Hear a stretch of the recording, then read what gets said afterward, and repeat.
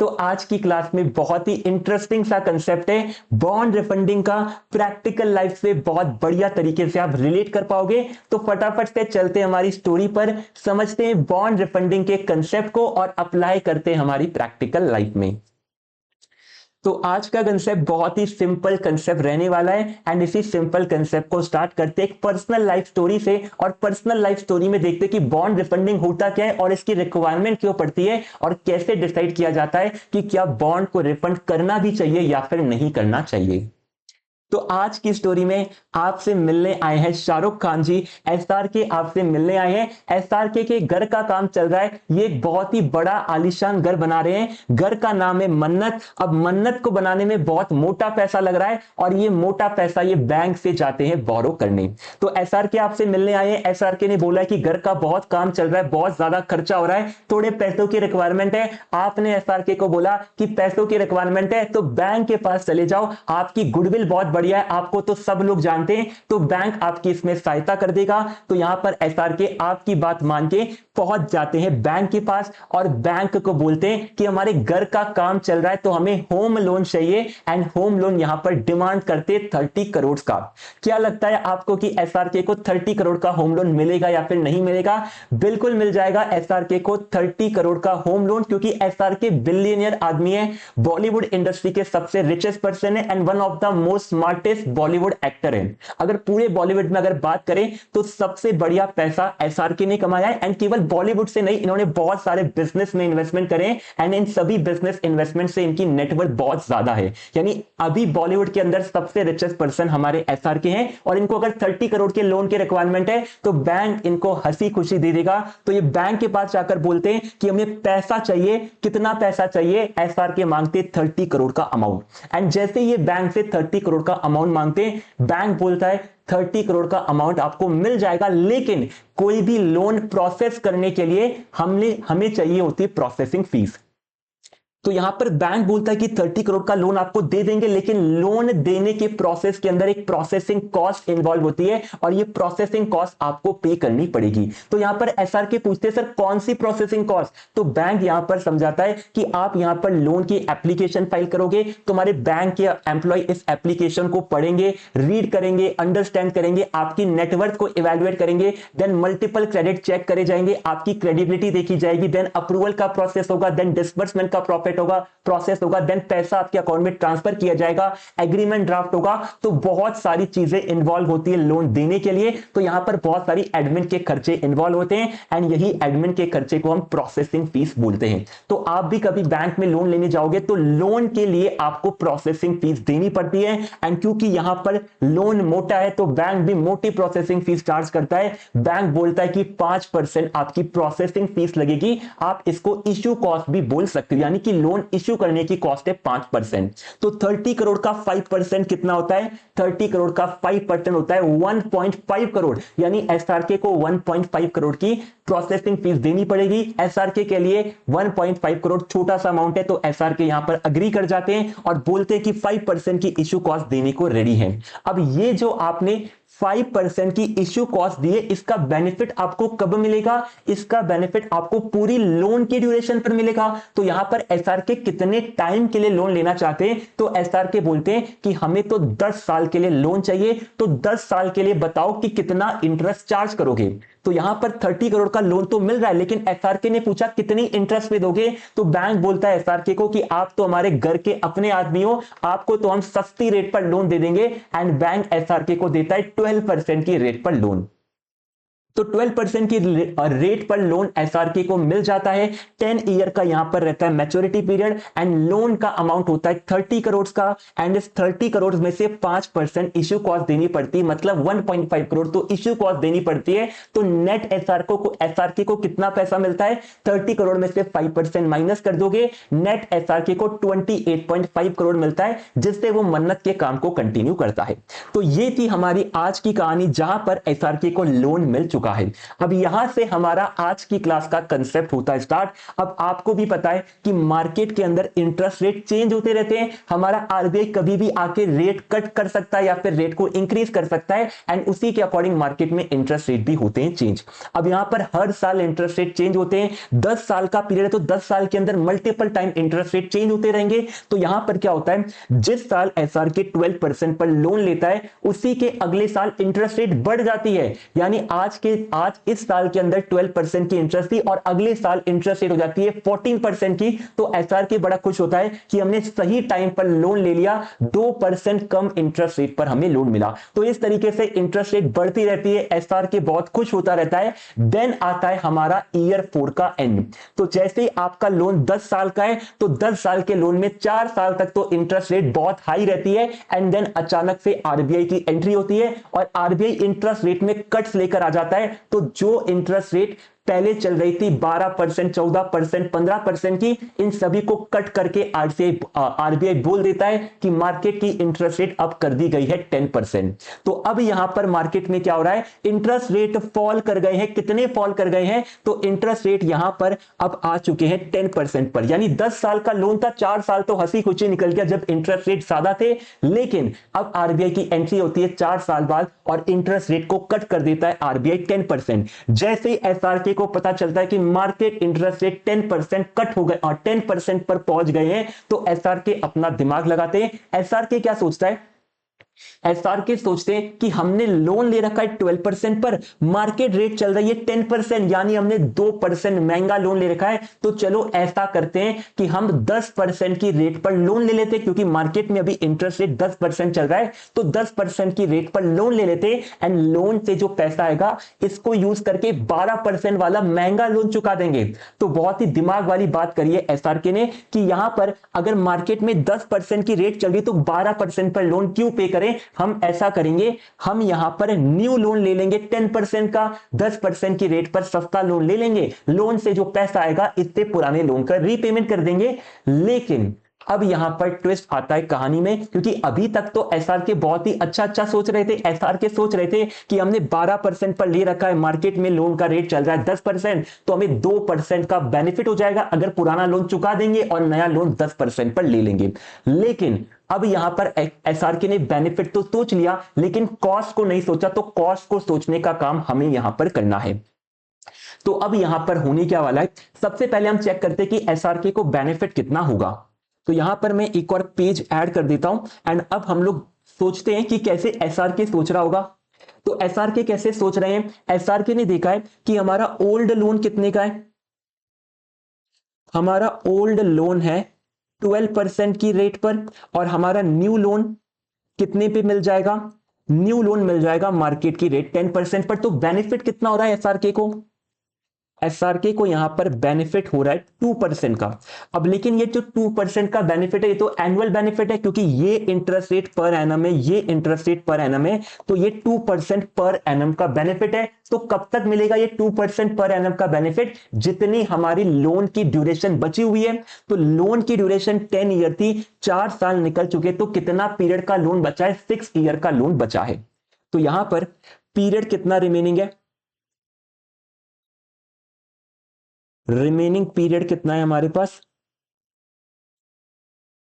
Remaining period है हमारे पास 6 years का। अब हर साल एसआर के अगर 2% पर एनम बचाएंगे तो 6 इयर्स में कितनी कॉस्ट सेव कर लेंगे, 2% मल्टीप्लाई 6 ईयर, यानी 12% की कॉस्ट सेव कर लेंगे। तो टोटल सेविंग एसआर के कितनी कर लेंगे अगर पुराने लोन को चुका देते हैं और नया लोन ले लेते हैं। एक साल के अंदर 2% की सेविंग है, तो 2% मल्टीप्लाई बाय 6 ईयर, टोटल 12% की सेविंग कर लेंगे। 12% किसका सर, 12% हमारे लोन अमाउंट का, यानी प्रिंसिपल का। तो यहां पर एसआरके ने क्या सोचा है कि पुराना लोन चल रहा है 12% पे, मार्केट रेट चल रहा है 10%, तो नया लोन ले लेते हैं, नए लोन से पैसा आएगा, इससे पुराने लोन को चुका देंगे। तो हर साल हम लोग 2% पर एनम की सेविंग करेंगे, 6 साल तक करते रहेंगे तो 12% की हो जाएगी सेविंग। तो बहुत ही सही सोचा है एसआरके ने। लेकिन अगर आप न्यू लोन लेने जाओगे तो अगेन आपको इश्यू कॉस्ट कॉस्ट देना पड़ेगा। जैसे पिछली बार इश्यू कॉस्ट 5% देना पड़ा था, तो वापस से आपको न्यू लोन पर इश्यू कॉस्ट देना पड़ेगा। तो एसआर के बैंक के पास जाते हैं और बैंक से पूछते हैं कि नया लोन लेना है, कितना इश्यू कॉस्ट लोगे। तो बैंक बोलता है एसआरके को कि आप हमारे पुराने कस्टमर हो, इतने साल से कस्टमर रिलेशनशिप आपने बिल्ड कराए, तो हम आपसे इस बार 5% का इश्यू कॉस्ट नहीं ले रहे हैं, इस बार केवल 2% का इश्यू कॉस्ट दे दो। तो यहां पर एसआरके नया लोन ले लेते हैं 10% के इंटरेस्ट पर और 2% का पे करते हैं इश्यू कॉस्ट। तो यहां पर एसआरके को सेविंग कितनी हो रही थी, 12% की। अब एसआरके की कॉस्ट कितनी है, इसको इवैल्यूएट करते हैं। तो एसआरके की कॉस्ट कितनी है, सबसे पहले आपकी इश्यू कॉस्ट आती है, issue cost on new loan. New loan पर इश्यू कॉस्ट देना पड़ता है 2% का, तो 2% ऑफ प्रिंसिपल इनका इश्यू कॉस्ट में चला जाता है। लेकिन एसआरके देखते कि अभी भी सेविंग ही हो रही है, 12% की सेविंग कर रहे हैं लोन अमाउंट पर और 2% की इश्यू कॉस्ट पे भी कर दी, तो भी 10% की सेविंग हो रही है।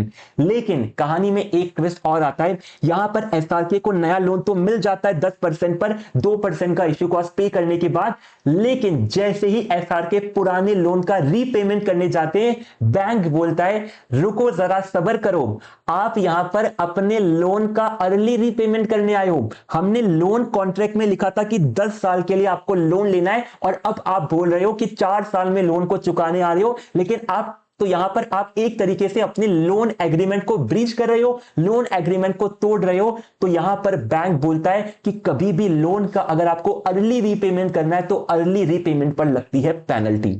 तो यहां पर एसआरके तो खुश हो गए थे कि नया लोन ले लेंगे और पुराना लोन चुका देंगे, लेकिन बैंक ने बोला कि अगर आप अपनी मैच्योरिटी से पहले पेमेंट करने आ रहे हो तो अर्ली रीपेमेंट पर पेनल्टी लगती है, क्योंकि आपने यहां पर हमारी पूरी प्लानिंग बिगाड़ दी। आपने पहले एग्रीमेंट करा कि 10 साल के लिए लोन चाहिए और अब आप आके बोल रहे हो कि केवल 4 साल में रिफंड करना चाहते हो, तो आपको पेनल्टी देनी पड़ेगी। तो एसआरके पूछते कितनी पेनल्टी है, तो बैंक यहां पर बताता है कि आपका जो ओल्ड 12% का लोन है, इसको अर्ली रीपेमेंट करना है, प्री पेमेंट करना है, तो 4% की पेनल्टी देनी पड़ेगी। तो एसआरके वापस से कॉस्ट का एनालिसिस करते हैं। कॉस्ट के अंदर इन्होंने अभी तक तो केवल इश्यू कॉस्ट को कंसीडर किया था, लेकिन अब तो यहां पर प्री पेमेंट पर पेनल्टी लग रही है। प्री पेमेंट पर पेनल्टी लग रही है, कौन से लोन पर, ओल्ड लोन पर। तो कितनी लग रही है प्री पेमेंट पेनल्टी, ये लग रही है 4%। तो टोटल कॉस्ट कितनी बन रही है एसआरके की, एसआरके की कॉस्ट बन रही है 6% की। तो यहां पर एसआरके सोचते हैं कि कॉस्ट बन रही है 6%, बेनिफिट मिल रहा है 12% का, तो नेट नेट में तो 6% पॉजिटिव है। तो यहां पर लोन को कर देते हैं रिफंड। तो यहां पर न्यू लोन लिया जाता है 10% पर और ओल्ड 12% लोन को रिफंड कर दिया जाता है। Issue cost, pre payment penalty सब कुछ पे करने के बाद भी एसआरके ने 6% सेव कर लिया है अपने टोटल लोन अमाउंट पर। तो एसआरके बड़े खुश होते हैं। लेकिन ये जो आपका एनालिसिस था, ये एसआरके का एनालिसिस था, जहां पर एसआरके ने अपने हायर इंटरेस्ट वाले लोन का अर्ली प्रीपेमेंट कर दिया और न्यू लोन का यहां पर स्टार्ट कर दिया, न्यू लोन को यहां पर इश्यू करवा दिया। अब यही जो कंसेप्ट है, यही बॉन्ड रिफंडिंग का भी कंसेप्ट है, लेकिन यहां पर जो कैलकुलेशन हुई है ये एसआरके ने कैलकुलेशन करी है और अब जो हम कैलकुलेशन करेंगे, हम करेंगे as a chartered accountant calculation. तो एसआरके की कैलकुलेशन में कुछ मिस्टेक है क्या सर? एसआरके की कैलकुलेशन में कुछ भी मिस्टेक नहीं है, लेकिन ये एक एसआरके की, एक बॉलीवुड एक्टर की कैलकुलेशन है। हमें यहां पर as a chartered accountant calculation करनी है और जब भी एक चार्टर्ड अकाउंटेंट कैलकुलेशन करेगा तो चार्टर्ड अकाउंटेंट टैक्स का इंपैक्ट भी लेगा। एसआरके ने यहां पर कोई भी टैक्स का इंपैक्ट कंसीडर नहीं करा। चार्टर्ड अकाउंटेंट जब कैलकुलेशन करेगा तो वो कैश फ्लो की टाइमिंग भी देखेगा कि कब आपको बेनिफिट मिल रहा है। यहां पर ये जो 2% पर एनम का बेनिफिट मिल रहा है, ये तो 6 साल में मिल रहा है और ये जो इश्यू कॉस्ट पे करनी है तो आपको आज पे करनी है। तो हम यहां पर टाइमिंग भी देखेंगे कि हमारी कैश फ्लो का टाइमिंग भी क्या है। तो यहां पर ये तो आपका पर्सनल लाइफ एग्जांपल था कि पर्सनल लाइफ में हम कैसे डिसीजन लेते हैं। तो ये जो कंसेप्ट है इसी को हम अप्लाई करेंगे प्रैक्टिकल लाइफ में और सीखेंगे बॉन्ड रिफंडिंग का कंसेप्ट। तो एसआरके की कहानी तो हम समझ गए, अब चलते हम प्रैक्टिकल लाइफ में और सीखते अपना बॉन्ड रिफंडिंग का कंसेप्ट। अब बॉन्ड रिफंडिंग का कंसेप्ट भी इसी तरीके से चलता है जैसे एसआरके बहुत स्मार्ट है कि मार्केट के अंदर अगर इंटरेस्ट रेट फॉल कर गए हैं तो पुराने लोन का यानी हाई इंटरेस्ट वाले लोन का रीपेमेंट कर दो और नया लोन ले लो सस्ती रेट पर। मार्केट के अंदर जैसे एसआरके ने परफॉर्म करा वैसे ही कॉर्पोरेट्स के अंदर कंपनी परफॉर्म करती है और इसी डिसीजन को बोला जाता है बॉन्ड रिफंडिंग या फिर बॉन्ड रीफाइनेंसिंग। अब यहां पर हमारी स्टोरी में मिलने आए हैं आपसे जेपी मॉर्गन। तो हम यहां पर जेपी मॉर्गन की स्टोरी सुन रहे हैं कि जेपी मॉर्गन किस तरीके से कॉर्पोरेट वर्ल्ड के अंदर अपने बॉन्ड को रिफंड करती है, रीफाइनेंस करती है और अपने कॉस्ट की सेविंग करती है। तो आज की कहानी में क्या हुआ है, आज की कहानी में जेपी मॉर्गन आया है, वर्ल्ड का सबसे बड़ा बैंक है एंड सबसे ज्यादा डेट आपको जेपी मॉर्गन की लाइबिलिटी साइड में दिखने वाला है। वर्ल्ड के अंदर अगर आप सर्च करने जाओगे कि कौन सी कंपनी के पास सबसे ज्यादा डेट है, तो सबसे ज्यादा डेट है जेपी मॉर्गन के पास। इनके पास ट्रिलियन डॉलर्स का डेट है, यानी बहुत सारा डेट जेपी मॉर्गन ने ले रखा है और उन्हीं डेट के अगेंस्ट में बहुत सारा इन्वेस्टमेंट भी कर रखा है। तो यहां पर जेपी मॉर्गन आपसे मिलने आया है। जेपी मॉर्गन अपनी कहानी आपको बता रहा है। जेपी मॉर्गन बोल रहा है कि हमें फंड्स की रिक्वायरमेंट है। आप पूछते हो कितने फंड्स की रिक्वायरमेंट है, जेपी मॉर्गन बोलता है कि बिजनेस के अंदर हमें थोड़ा एक्सपेंशन करना है, थोड़े नए इन्वेस्टमेंट करने, इसके लिए हमें 300 मिलियन की रिक्वायरमेंट है। तो यहां पर जेपी मॉर्गन को 300 मिलियन की रिक्वायरमेंट आती है और ये पैसा बोरो करना चाहते, तो आप बोलते हो पैसा बोरो करना है तो बॉन्ड से बोरो कर लो, पब्लिक से बोरो कर लो, पब्लिक को बॉन्ड इश्यू कर दो और उनसे 300 मिलियन फंड्स बोरो कर लो। तो यहां पर जेपी मॉर्गन आपकी बात मान लेता है, बॉन्ड क्रिएट करता है और बॉन्ड के थ्रू 300 मिलियन का अमाउंट रेज करता है। अब बॉन्ड जब भी आप इश्यू करते हो तो बॉन्ड के अंदर आपको बहुत सारी डिटेल मेंशन करनी पड़ती है कि बॉन्ड का इंटरेस्ट कितना रहेगा, ड्यूरेशन क्या रहेगा, फेस वैल्यू कितना है, कितना आपका रिडम्पशन वैल्यू रहेगा, तो सारी चीजें हम यहां पर डिस्कस करते हैं। तो यहां पर जेपी मॉर्गन ने आपके कहने पर 300 मिलियन रुपीस के बॉन्ड इश्यू कर दिए हैं। एंड जब भी आप बॉन्ड इश्यू करते हो तो बॉन्ड इश्यू करने में खर्चे बहुत आते हैं। कौन से खर्चे आते हैं सर? सबसे पहले आपको बॉन्ड इश्यू करना है तो आप बहुत सारे फाइनेंशियल इंस्टीट्यूशन को अपॉइंट करते हो जो कि आपके बॉन्ड के एग्रीमेंट को ड्राफ्ट कर सके और मार्केट कर सके पब्लिक को, क्योंकि आप बॉन्ड इश्यू कर रहे हो लेकिन पब्लिक को कैसे पता चलेगा कि आपको बॉन्ड इश्यू करना है? तो यहां पर आप अपने बहुत सारे फाइनेंशियल इंस्टीट्यूशन अंडर राइटर्स को अपॉइंट करते हो, इनको बोलते हो कि पब्लिक तक हमारे बॉन्ड्स को लेकर जाओ। तो यहां पर बॉन्ड इश्यू करने में कुछ खर्चे आते हैं, जैसे आप बॉन्ड की मार्केटिंग करोगे, बॉन्ड के एग्रीमेंट ड्राफ्ट कराओगे, बॉन्ड को आप इश्यू करोगे जब अपने रिटेलर्स को या फिर पब्लिक को, तो बीच में बहुत सारे ब्रोकर इन्वॉल्व होंगे, इंटरमीडियरी इन्वॉल्व होंगे, तो बहुत सारा खर्चा आता है। इसी खर्चे को बोलते हैं इश्यू कॉस्ट। तो बॉन्ड यहां पर आपको इश्यू करने अगर 300 मिलियन के, तो आपका इश्यू कॉस्ट बन रहा है यहां पर 5% ऑफ द अमाउंट। तो बॉन्ड का इश्यू कॉस्ट बन रहा है 5%। 5% किसका?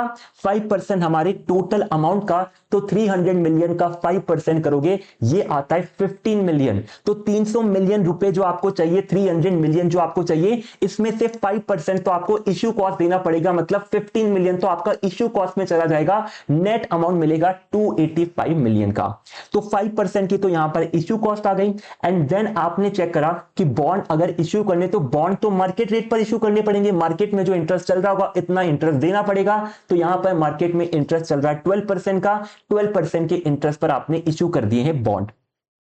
एंड कितनी मैच्योरिटी के लिए? तो जेपी मॉर्गन ने बोला कि 10 साल की मैच्योरिटी के लिए बॉन्ड को इश्यू करते हैं, तो 10 साल के लिए इश्यू करें। कितना अमाउंट रेज करा है? अमाउंट रेज करा है यहां पर 300 मिलियन रुपीस का। एंड इसमें से 5% का इश्यू कॉस्ट पे किया, तो नेट कितना पैसा मिलेगा? 300 माइनस 5%, 285 मिलियन जेपी मॉर्गन को नेट पैसा मिला है। तो ये सारी चीजें आपने बॉन्ड के एग्रीमेंट में नोट कर दी। साथ में बॉन्ड के एग्रीमेंट में एक और आइटम आपने ऐड करा है छुपाकर। अब ये एक और आइटम क्या है जो कि आपने बॉन्ड के एग्रीमेंट में चुपके से ऐड कर दिया है? ये आइटम है हमारा कॉल प्रीमियम।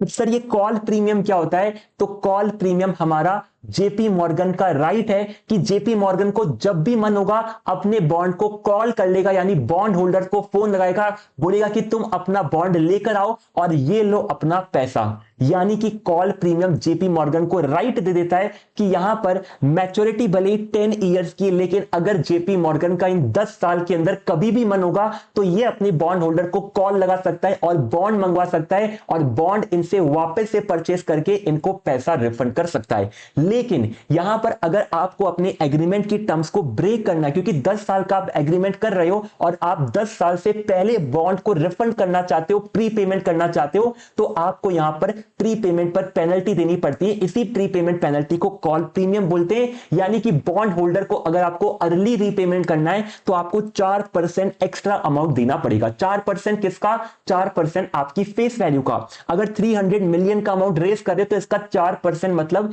12 मिलियन आपको एक्स्ट्रा देना पड़ेगा।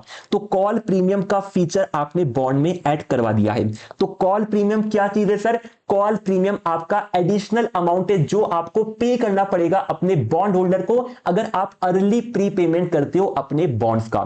तो 10 साल से पहले अगर आप बॉन्ड का रीपेमेंट करना चाहते हो तो 4% एक्स्ट्रा देना पड़ेगा। आपके मन में क्वेश्चन आएगा कि sir JP Morgan early repayment क्यों करेगा? जेपी मॉर्गन अर्ली रीपेमेंट इसलिए करेगा क्योंकि मार्केट में इंटरेस्ट रेट चेंज होते रहते हैं। मान लो अगर मार्केट में इंटरेस्ट रेट फॉल कर जाते हैं और 10% पर आ जाते हैं तो इन्होंने तो लोन ले रखा है 12% पर, मार्केट में इंटरेस्ट रेट 10% चल रहा है तो जेपी मॉर्गन 2% एक्स्ट्रा पेमेंट कर रहा है। तो जेपी मॉर्गन 2% एक्स्ट्रा पेमेंट नहीं करना चाहता है, इसीलिए वो पुराने बॉन्ड को रिफंड कर देगा और नए बॉन्ड्स को कर देगा इश्यू। तो ये हमारा जेपी मॉर्गन का स्टोरी है।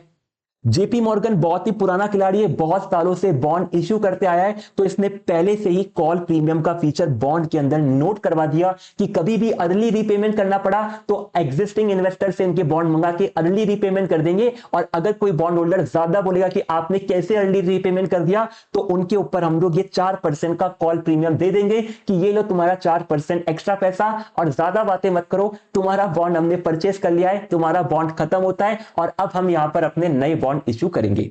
तो ये हमारे ईयर 0 की कहानी है जहां पर जेपी मॉर्गन ने पैसा किया है बोरो। अब जब भी कोई बड़े बड़े ऑर्गेनाइजेशन पैसा बोरो करते हैं तो पैसा बोरो करने के बाद सबसे पहले ये चेक करते हैं कि ये जो बोरोइंग करी है इसमें हमें कितना इंटरेस्ट पे करना पड़ेगा, नेट इंटरेस्ट कॉस्ट कितनी बनेगी। तो अब यहां पर हम कैलकुलेट करने वाले हैं कि जेपी मॉर्गन की नेट इंटरेस्ट कॉस्ट कितनी बनने वाली है। तो मैं यहां पर एक और पेज ऐड कर देता हूं एंड अब हम डिस्कस कर रहे हैं जेपी मॉर्गन की इंटरेस्ट कॉस्ट। तो यहां पर हमें कैलकुलेट करनी है net interest cost on 12% bond. अब 12% बॉन्ड पर नेट इंटरेस्ट कॉस्ट कितनी बन रही है? आपको लग रहा होगा कि सर अगर 12% का इंटरेस्ट दे रहे तो 12% की इंटरेस्ट कॉस्ट बनेगी, तो 12% की इंटरेस्ट कॉस्ट नहीं बनने वाली है। आपको यहां पर इंपैक्ट देना पड़ेगा टैक्स का। हमने जब एसआरके की बात की थी तब हमने टैक्स की बात नहीं करी क्योंकि हम तो एसआरके का इवैल्यूएशन कर रहे थे, लेकिन प्रैक्टिकल वर्ल्ड के अंदर सब जगह हमें टैक्स का ध्यान रखना पड़ता है। तो मान लेते हैं कि जेपी मॉर्गन के ऊपर टैक्स रेट लगता है 30% का। 30% टैक्स ब्रैकेट में जेपी मॉर्गन आता है तो हमें टैक्स का इंपैक्ट भी देना है और सभी चीजों को कंसिडर करना है।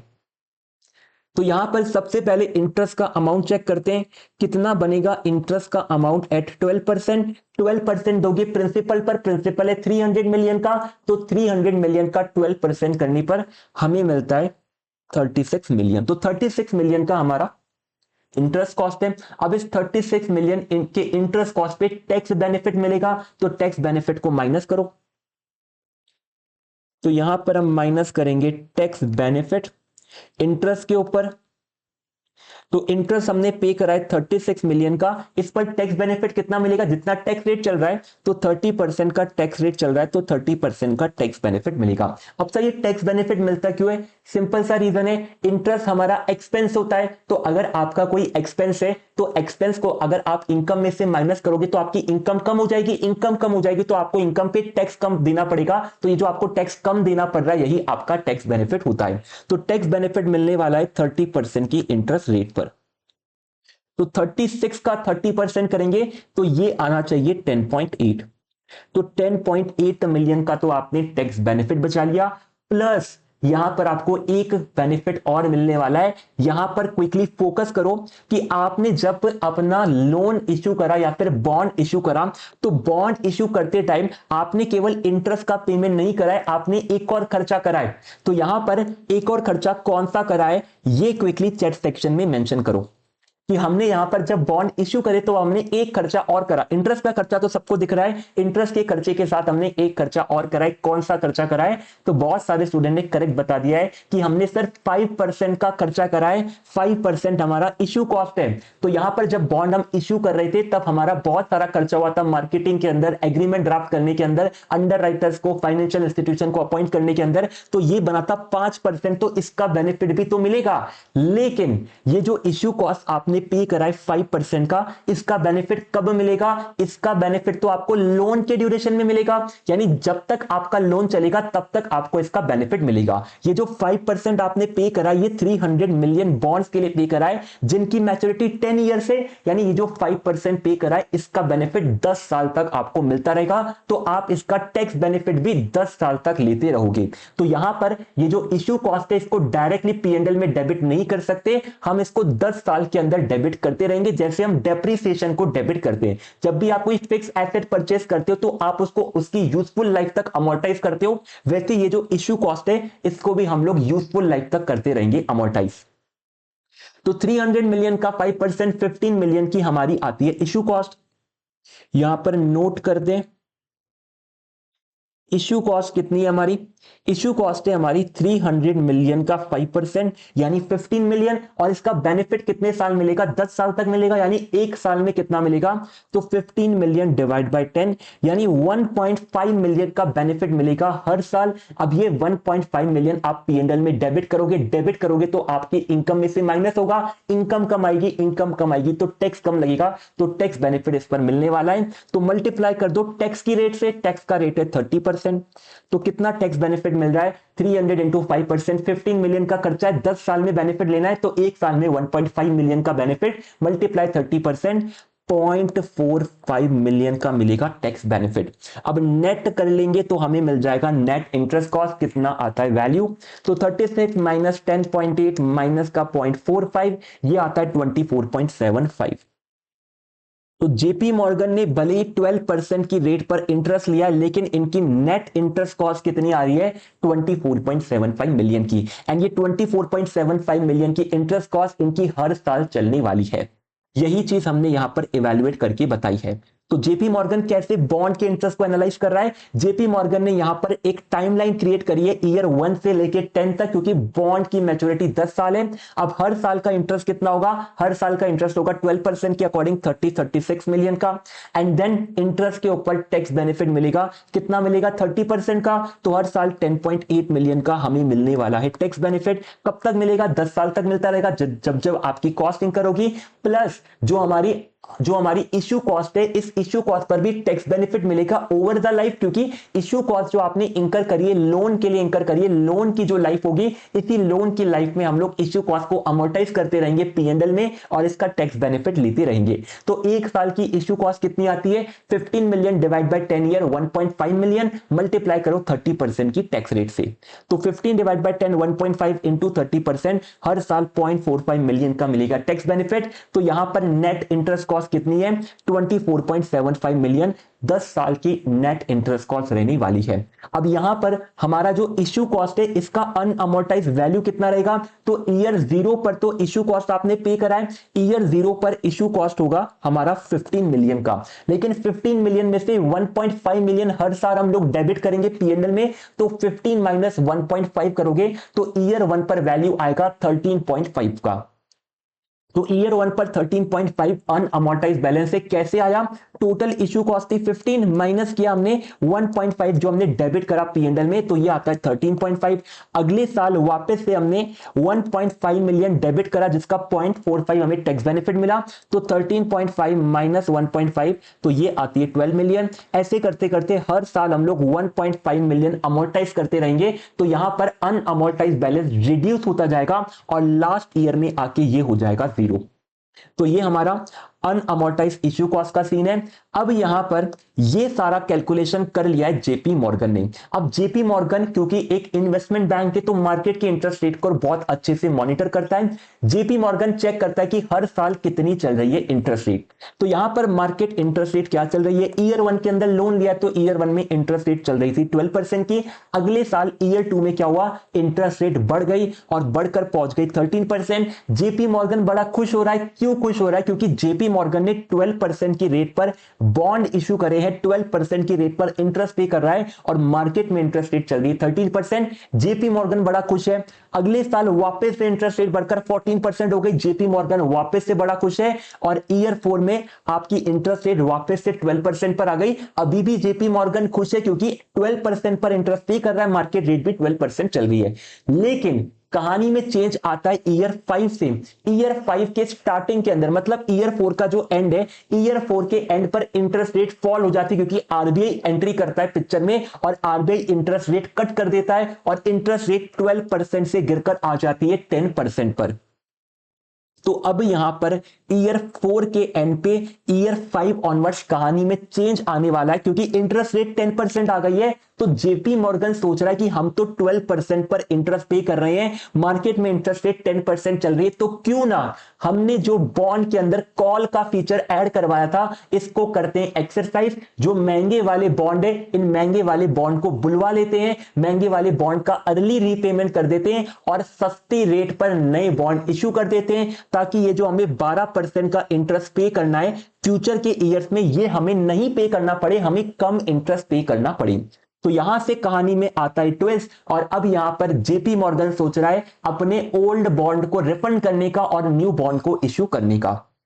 तो स्टोरी में वापस से एंट्री लेते हैं। अब स्टोरी में क्या हुआ है, इंटरेस्ट रेट अचानक से फॉल कर गई है। कितने फॉल कर गई है, 4th ईयर के एंड पर फॉल कर गए हैं 10%। जेपी मॉर्गन सोच रहा है कि 12% का इंटरेस्ट क्यों पे करें जब मार्केट में इंटरेस्ट रेट चल रहा है 10% का। जेपी मॉर्गन ने सोच लिया है कि नए बॉन्ड इश्यू किए जाएंगे 10% इंटरेस्ट पे, और नए बॉन्ड से जो पैसा आएगा इस पैसे से ओल्ड बॉन्ड वालों का रीपेमेंट कर देंगे और हमें यहां पर सस्ती रेट पर मिल जाएगी बोरोइंग। तो बड़ा ही स्मार्ट मूव है जेपी मॉर्गन का। जेपी मॉर्गन यहां पर न्यू 300 मिलियन के बॉन्ड इश्यू करना चाहता है, लेकिन जैसे आप न्यू बॉन्ड इश्यू करने जाओगे, अगेन सारा खर्चा होगा, मार्केटिंग का खर्चा, फाइनेंशियल इंस्टीट्यूशन को अपॉइंट करना, एग्रीमेंट बनवाना, अंडरराइटर को बुलाना, अगेन इश्यू कॉस्ट होने वाला है। लेकिन इस बार आपने पहले से ज्यादा दिमाग लगाया, पहले जो आपने मिस्टेक करी थी उनको इंप्रूव करा, तो इस बार आपकी इश्यू कॉस्ट कम आई है। इश्यू कॉस्ट आपकी बन रही है 2% की। तो 2% की इश्यू कॉस्ट है, इंटरेस्ट रेट चल रहा है मार्केट में 10%, तो 10% की इंटरेस्ट पर नए बॉन्ड इश्यू करोगे। कितने पीरियड के लिए, तो यहां पर आपने देखा कि इनिशियली 10 साल के लिए पैसा चाहिए था, लेकिन 4 साल तो खत्म हो गए, तो 6 साल के लिए पैसा चाहिए। तो यहां पर आप 6 ईयर के लिए बॉन्ड इश्यू करना चाहते हो। तो ये हमारे न्यू बॉन्ड्स की डिटेल है। अब जब यहां पर आपने देखा कि इश्यू कॉस्ट 2% है, फिर भी आपको बेनिफिट तो लग ही रहा है, क्योंकि आप 2% तो हर साल सेव कर रहे हो, तो एक साल 2% की इश्यू कॉस्ट पे भी कर दोगे, तो बाकी के साल में आप इसको रिकवर कर लोगे।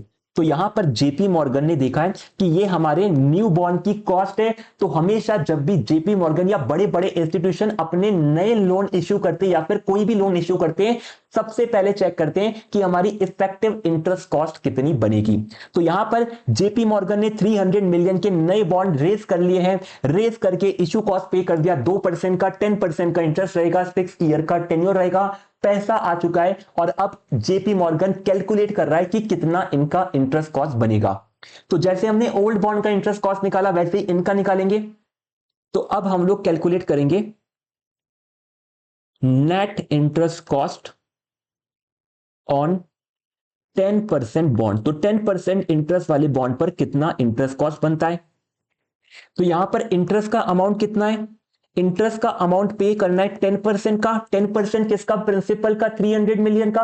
300 मिलियन का 10% होता है 30 मिलियन। तो 30 मिलियन का इंटरेस्ट पे करना है। अब यहां पर टैक्स बेनिफिट मिलेंगे, टैक्स बेनिफिट मिलेंगे 30% की टैक्स रेट पर। तो यहां पर सबसे पहले तो इंटरेस्ट के अमाउंट पर मिल जाएगा टैक्स बेनिफिट। इंटरेस्ट पे करा है 30 मिलियन का, इस पर मिलेगा 30% का टैक्स बेनिफिट। तो 9 मिलियन का टैक्स बेनिफिट इंटरेस्ट पे। प्लस क्या आपने न्यू बॉन्ड इश्यू करते टाइम कोई और खर्चा भी कराए, बिल्कुल कराए सर। क्विकली चैट सेक्शन में बताओ कि कौन सा नया खर्चा कराए। बिल्कुल करेक्ट, आपने पहले ही बता दिया है कि 2% का इश्यू कॉस्ट दिया है। अब ये 2% का जो खर्चा करा, इसका बेनिफिट कब मिलेगा, इसका बेनिफिट तो हमें न्यू लोन की ड्यूरेशन में मिलेगा। तो अगर न्यू लोन हमारा 6 ईयर्स का है, न्यू बॉन्ड अगर 6 ईयर्स के, तो ये 2% का खर्चा है, इसका बेनिफिट भी 6 साल तक मिलेगा। तो इसको हम लोग पीएनएल में 6 साल तक डेबिट करते रहेंगे। तो हर साल कितना डेबिट करेंगे ये कैलकुलेट करते हैं। तो हर साल हम कितना इश्यू कॉस्ट पीएनएल में डेबिट करेंगे, तो पहले टोटल इश्यू कॉस्ट कैलकुलेट करो। 300 मिलियन का 2% हमने पे करा, मतलब 6 मिलियन पे करा। ये 6 मिलियन का बेनिफिट 6 ईयर तक मिलेगा, यानी हर साल 1 मिलियन डेबिट किया जाएगा। तो डिवाइड बाय कर दो 6, तो हर साल 1 मिलियन का डेबिट करेंगे, तो 1 मिलियन अगर पीएनएल में डेबिट होगा तो इसका आपको टैक्स बेनिफिट मिलेगा 30% पे, तो मल्टीप्लाई करो 30%, ये आएगा 1 मिलियन इंटू 30%, 0.30 का टैक्स बेनिफिट। तो नेट कॉस्ट कितनी आती है 30 माइनस 9.3, ये आती है नेट कॉस्ट 20.70 मिलियन की। तो यहां पर जेपी मॉर्गन देख रहा है कि 10% बॉन्ड पर 20.7 मिलियन की एनुअल कॉस्ट है और 12% बॉन्ड पर कितनी कॉस्ट थी 24.75। तो नेट बेनिफिट कितना हो रहा है 24.75 एंड 20.7 का डिफरेंस। तो नेट बेनिफिट कितना हो रहा है, नेट बेनिफिट पर एनम मतलब हर साल कितना बेनिफिट होगा 24.75 माइनस 20.7, 4.05 मिलियन का बेनिफिट है। लेकिन ये बेनिफिट तो आपको हर साल मिलता रहेगा जब तक लोन चलेगा। तो कितने टाइम तक मिलेगा, रिमेनिंग पीरियड तक। तो रिमेनिंग पीरियड कितना है हमारा, रिमेनिंग पीरियड है यहां पर हमारा 6 इयर्स का, क्योंकि 6 इयर्स के लिए हमने नए बॉन्ड इश्यू करे। तो 4.05 मिलियन हर साल मिलेगा 6 साल तक। तो ये हमारा नेट बेनिफिट है। तो यहां पर जेपी मॉर्गन ने बेनिफिट तो कैलकुलेट कर लिया, लेकिन जेपी मॉर्गन जब यहां पर न्यू बॉन्ड इश्यू कर चुका है, तो न्यू बॉन्ड इश्यू करने पर इन्हें अपने ओल्ड बॉन्ड का रीपेमेंट करना है। तो न्यू बॉन्ड से पैसा आ गया, अब ओल्ड बॉन्ड का रीपेमेंट करने गए तो पता चला कि सर हमने एक 4% का कॉल प्रीमियम मेंशन किया था कि अगर अर्ली रीपेमेंट करेंगे तो 4% एक्स्ट्रा देना है। तो यहां पर जब हम लोग अपने ओल्ड 12% लोन का पेमेंट करने गए, बॉन्ड का पेमेंट करने गए, तो 4% का कॉल प्रीमियम देना पड़ा। तो 4% कॉस्ट का खर्चा है। अब यहां पर एसआरके ने कैसा एनालिसिस किया था, एसआरके ने चेक करा कि सर देखो 4% का तो हमने कॉल प्रीमियम पे करा, 2% का इश्यू कॉस्ट दिया, तो 6% का खर्चा है। लेकिन ये तो एसआरके का एनालिसिस था, हमें चार्टर्ड अकाउंटेंट की तरह एनालिसिस करना है। तो चार्टर्ड अकाउंटेंट क्या एनालिसिस करेगा, चार्टर्ड अकाउंटेंट ये चेक करेगा कि हमारे फोर्थ ईयर के एंड पर, फोर्थ ईयर के एंड पर हमारी जेब से कितना पैसा गया है, हमारी जेब से कितना आउटफ्लो हुआ है। तो चार्टर्ड अकाउंटेंट यही चीज एनालाइज करने वाला है। तो हम ये चीज एनालाइज करें कि फोर्थ ईयर एंड पर, फोर्थ ईयर एंड पर हमारा कितना पैसा गया है। इससे पहले हम इंटरेस्ट कॉस्ट को कंप्लीट करते हैं, ठीक है। तो यहां पर हमने 10% बॉन्ड की जो कॉस्ट कैलकुलेट करी है, सेम चीज यहां पर जेपी मॉर्गन ने भी कैलकुलेट करी है। जेपी मॉर्गन ने अगेन बोला कि 10% का बॉन्ड इश्यू करा है फोर्थ ईयर के एंड में, मतलब ईयर 5 से लेके 10 तक हम लोग 30 मिलियन का एक्सपेंस पे करेंगे। इस पर मिलेगा टैक्स बेनिफिट इंटरेस्ट पे 30% का 9 मिलियन का। एंड देन यहां पर इश्यू कॉस्ट, आपको इश्यू कॉस्ट पे टैक्स बेनिफिट मिलेगा 6 मिलियन की इश्यू कॉस्ट है, 6 ईयर तक बेनिफिट मिलेगा 30% का। तो 0.3 की इश्यू कॉस्ट थी, नेट इंटरेस्ट कॉस्ट आई थी 20.7 मिलियन की, जो कि हमने ऊपर कैलकुलेट करी थी। अब यहां पर हमारे पास अनअमोर्टाइज इश्यू कॉस्ट भी रहेगी। अनअमोर्टाइज इश्यू कॉस्ट कौन सी सर, टोटल 6 मिलियन की इश्यू कॉस्ट यहां पर थी, इसमें से 1 मिलियन आपने डेबिट किया, टैक्स बेनिफिट लिया, तो ईयर 5 के एंड पर इश्यू कॉस्ट बचेगी 5 मिलियन की। देन अगले साल भी 1 मिलियन का बेनिफिट, हर साल 1 मिलियन का बेनिफिट लोगे तो ईयर 10 तक आते आते इश्यू कॉस्ट 0 हो जाएगी। एंड यहां पर हमारा नेट बेनिफिट कितना है, नेट बेनिफिट के लिए, नेट बेनिफिट के लिए हम कंपेयर करेंगे अपने नेट इंटरेस्ट कॉस्ट को। तो ओल्ड बॉन्ड का नेट इंटरेस्ट कॉस्ट ये रहा और न्यू बॉन्ड का नेट इंटरेस्ट कॉस्ट ये रहा। तो हमें 4.05 मिलियन का नेट बेनिफिट होने वाला है। कब तक बेनिफिट होने वाला है, ईयर 5 से लेके 10 तक, 6 ईयर तक। तो यही चीज हमने यहां पर करी है नोट, ठीक है। तो इंटरेस्ट वाला बेनिफिट हम समझ चुके हैं। अब हमें ये एनालाइज करना है कि ये बेनिफिट तो हो रहा है, ये तो बढ़िया बात है, लेकिन फोर्थ ईयर के एंड पर कुछ खर्चे हो रहे हैं, कितना हमारी जेब से आउटफ्लो हो रहा है, ये हमें चेक करना है। तो बेनिफिट वाला पार्ट तो हमें क्लियर है। अब हमें यहां पर चेक करना है कि हमारे पास कितना आउटफ्लो हो रहा है। तो हम यहां पर चेक कर रहे हैं आउटफ्लो ऑन ईयर 4। तो हम कौन से ईयर पर हैं, हम लोग ईयर 4 के एंड पर ही हैं। तो यहां पर कितना आउटफ्लो हो रहा है ईयर 4 के एंड पर, ये हमें एनालाइज करना है। कितना आउटफ्लो हो रहा है चेक करो। सबसे पहला आउटफ्लो क्या होगा, सबसे पहला आउटफ्लो होगा कि हमने यहां पर जो ओल्ड 12% बॉन्ड है इसका रीपेमेंट करा है। तो रीपेमेंट में आउटफ्लो होगा, कॉल प्रीमियम पे करा है 4% का। तो कितना आउटफ्लो होगा ये चेक करते हैं अपना। तो इसको जूम आउट करते हैं वापस से। सबसे पहला आउटफ्लो होगा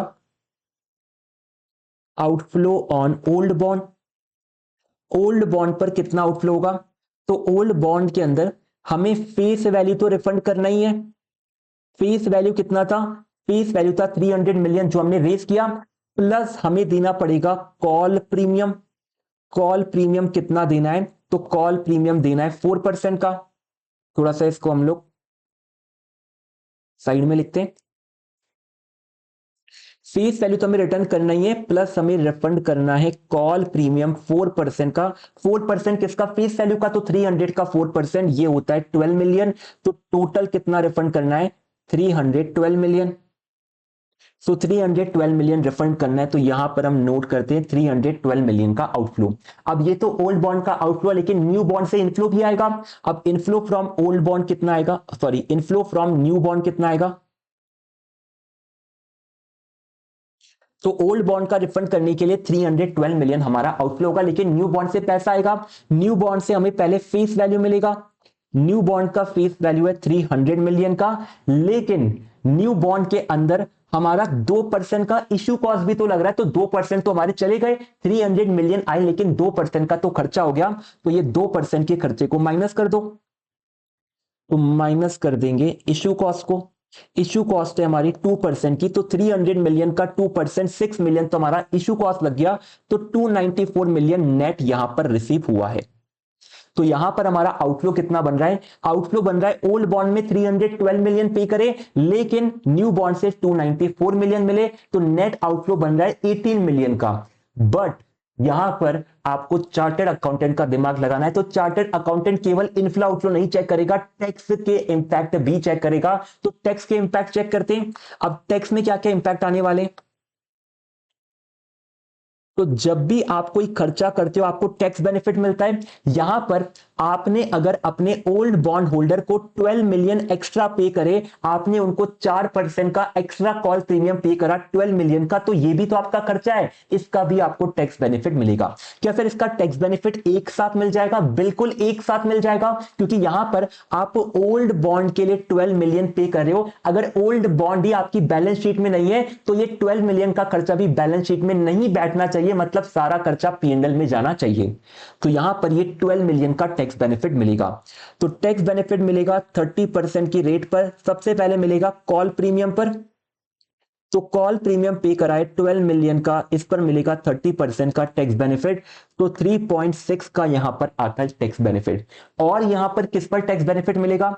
अब यहां पर आपके मन में प्रश्न आएगा कि सर ये इश्यू कॉस्ट भी तो खर्चा है, ये 6 मिलियन भी तो खर्चा है, इस पर भी तो टैक्स बेनिफिट लो। बिल्कुल इस पर भी टैक्स बेनिफिट मिलेगा, लेकिन क्या इसका टैक्स बेनिफिट आज मिलेगा? आज नहीं मिलेगा। इसका टैक्स बेनिफिट हमें ओवर द पीरियड मिलेगा। कहां मिलेगा सर?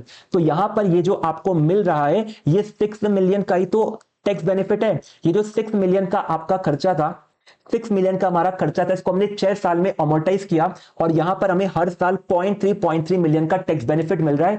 टोटल कितना मिल रहा है? टोटल मिल रहा है 1.8 मिलियन का टैक्स बेनिफिट। तो यहां पर हमें over the period tax benefit मिलता है। तो ये जो इश्यू कॉस्ट है, इश्यू कॉस्ट का tax benefit over the period मिलेगा। क्योंकि ये इश्यू कॉस्ट तो न्यू बॉन्ड की है। अगर न्यू बॉन्ड बैलेंस शीट में दिख रहा है, तो इसका इश्यू कॉस्ट भी बैलेंस शीट में दिखेगा, एंड ओवर द पीरियड इसका बेनिफिट मिलता रहेगा। तो इश्यू कॉस्ट का टैक्स बेनिफिट नहीं लेंगे। अब यहां पर एक इंपॉर्टेंट बेनिफिट आपको मिलने वाला है। क्या आप चैट सेक्शन में गैस कर सकते हो क्या टैक्स बेनिफिट मिलने वाला है? अब यहां पर आप देखोगे ओल्ड बॉन्ड को अगर आप ऑब्जर्व करते हो, तो ओल्ड बॉन्ड की कहानी कहां तक चली है? ओल्ड बॉन्ड की कहानी तो यहां पर शुरू के 4 साल तक चली है। इसके आगे के साल तो आपने ओल्ड बॉन्ड को यूज ही नहीं करा, रिफंड कर दिया।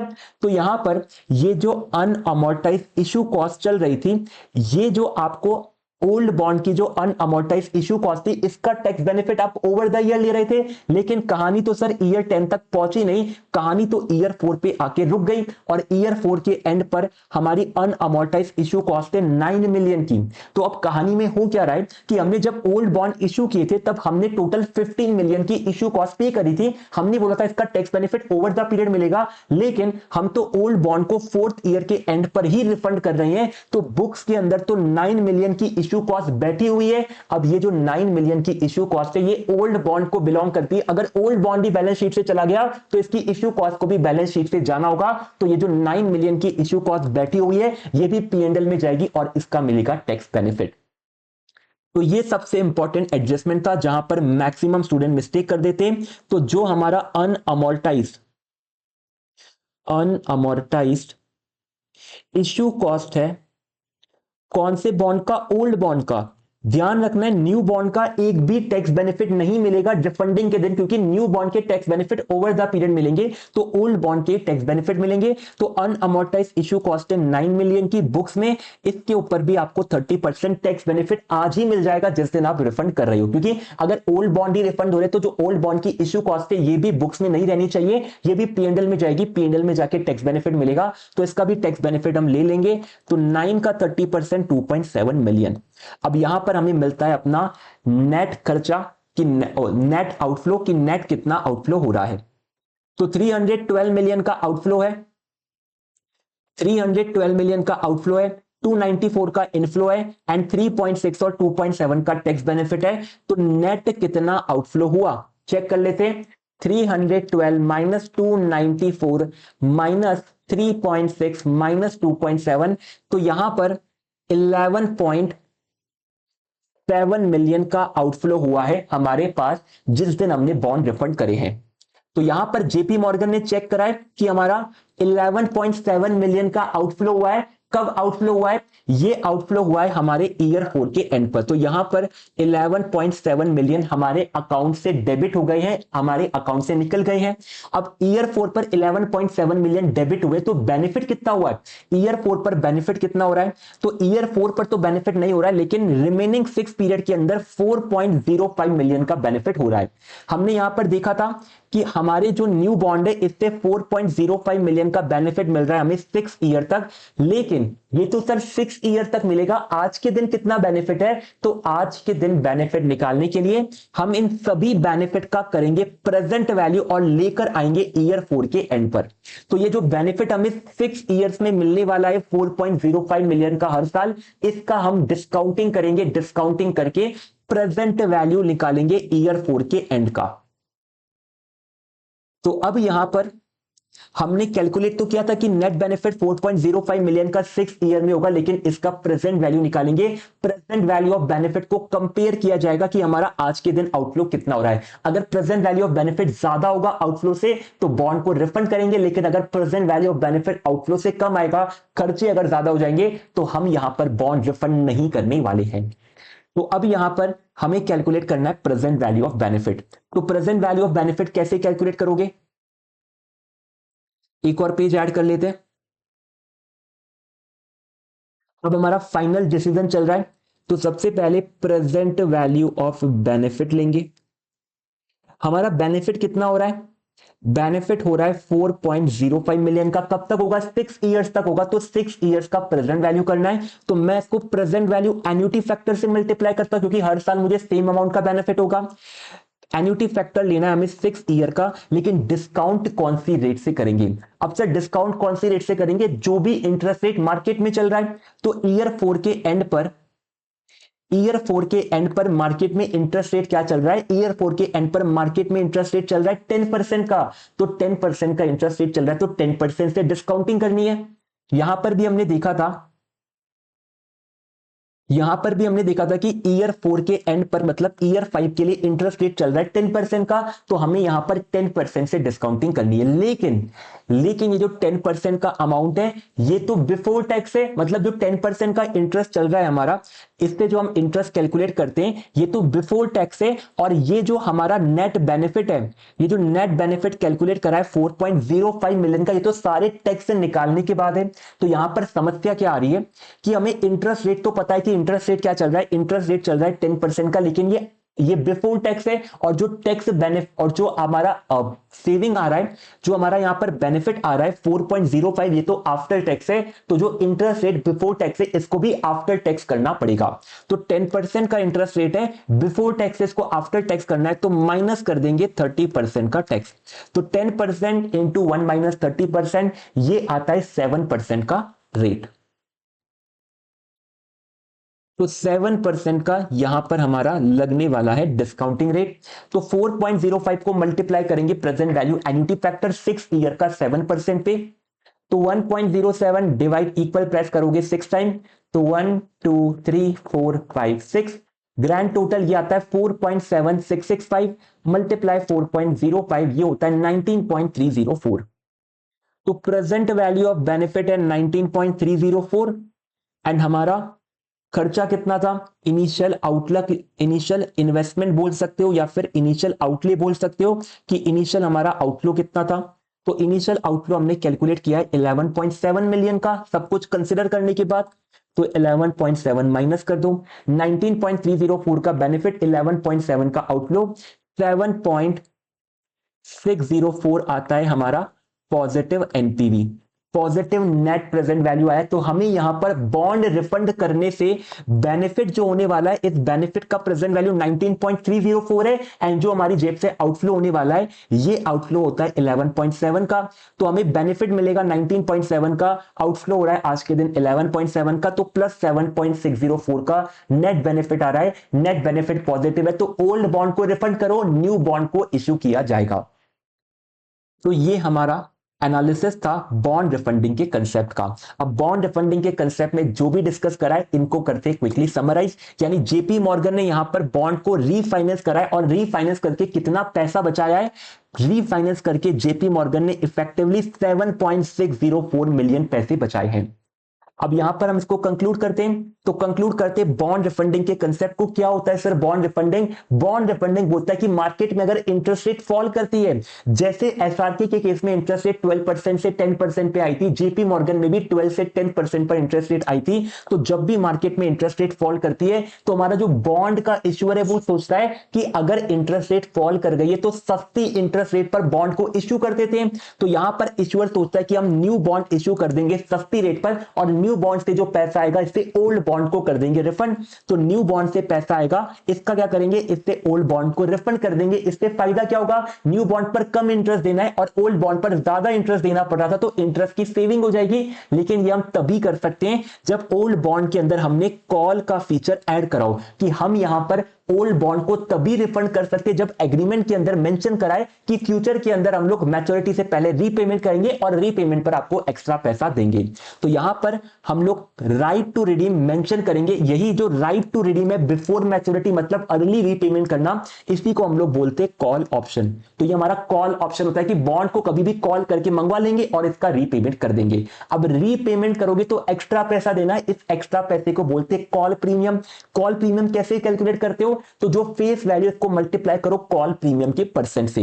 कॉल प्रीमियम का परसेंट हम लोग बॉन्ड के अंदर मेंशन करते हैं, तो ओल्ड बॉन्ड के अंदर कॉल प्रीमियम का परसेंट गिवन होगा कि 4% हम लोग कॉल प्रीमियम देंगे। तो face value into call premium percent करोगे, मिल जाएगा कॉल प्रीमियम मतलब कितना एक्स्ट्रा देना है। अब रिडम्पशन पर दोगे कितना, face value plus call premium. तो रिडम्पशन पर कॉल वैल्यू या रिडम्पशन वैल्यू होगा face value plus call premium, हमें मिलेगा रिफंडिंग का अमाउंट। एंड देन यहां पर हम लोग एनपीवी मेथड के बेसिस पर एनालाइज करते हैं कि बॉन्ड को रिफंड करना है या फिर नहीं करना है। एनपीवी पॉजिटिव तो बॉन्ड को रिफंड करेंगे, एनपीवी अगर नेगेटिव आएगा तो बॉन्ड को रिफंड नहीं किया जाएगा।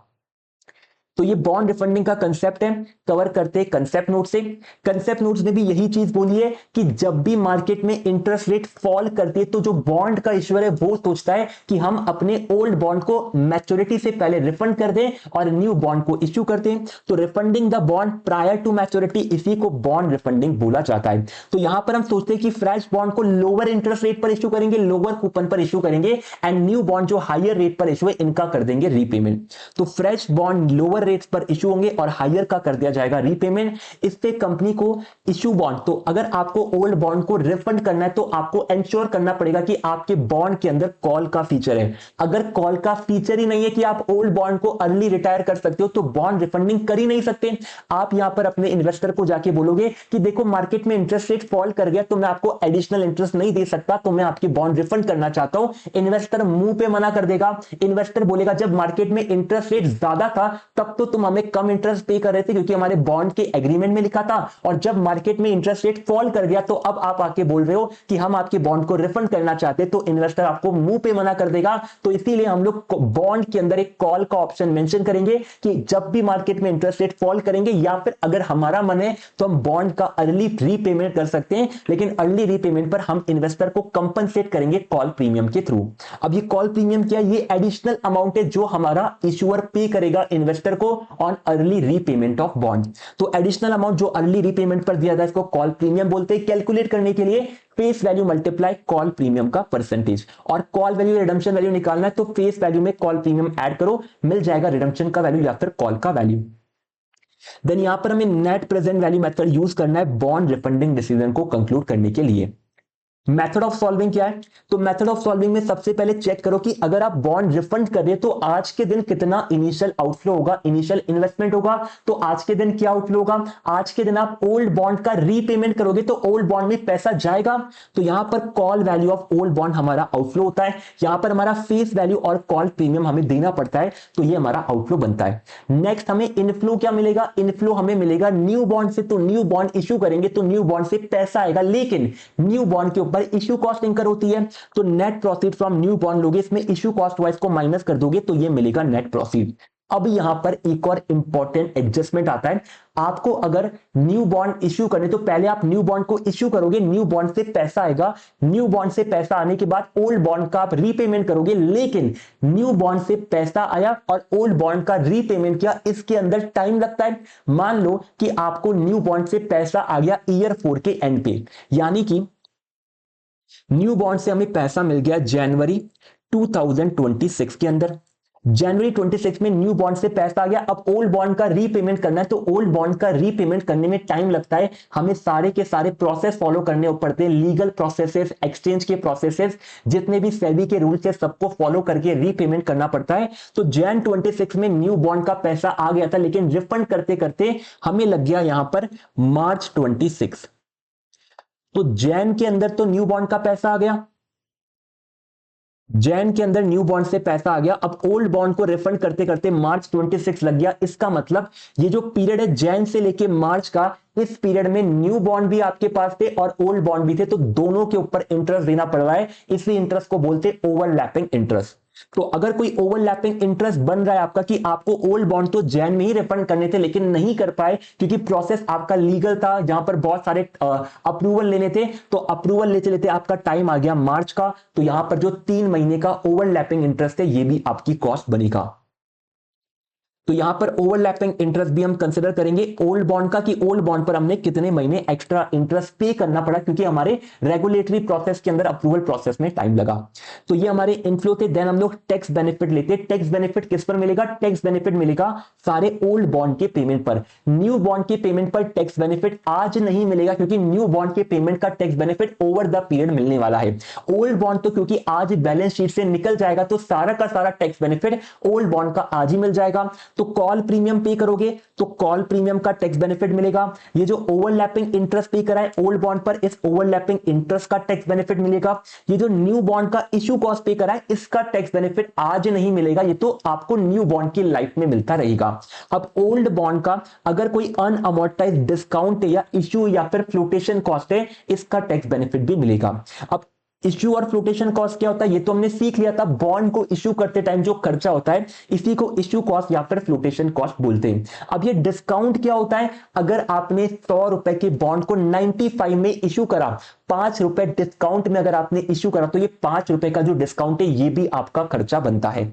तो यहां पर अनअमोर्टाइज डिस्काउंट का बेनिफिट भी हमें ओवर द पीरियड मिलता है, लेकिन अगर ओल्ड बॉन्ड आज ही रिफंड हो रहा है तो इसका जितना भी अनअमोर्टाइज डिस्काउंट का बैलेंस शीट में पड़ा होगा सभी का टैक्स बेनिफिट आज ही मिल जाएगा।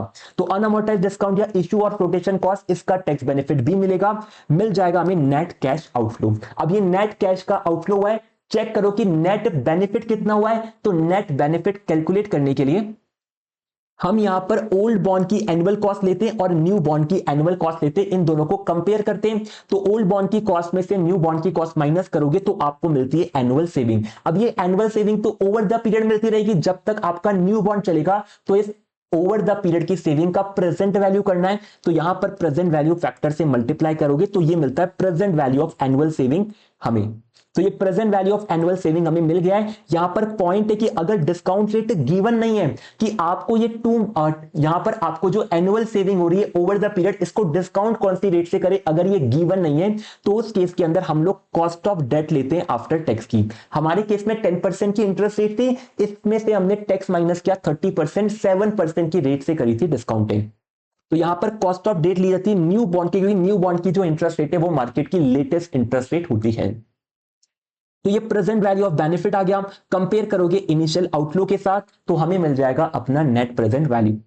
तो यहां पर स्टेप नंबर 3 में प्रेजेंट वैल्यू ऑफ सेविंग में से कंपेयर करा इनिशियल आउटफ्लो, एनपीवी आता है पॉजिटिव, तो बॉन्ड को करेंगे रिफंड। अब यहां पर बीच में एक और एडजस्टमेंट है।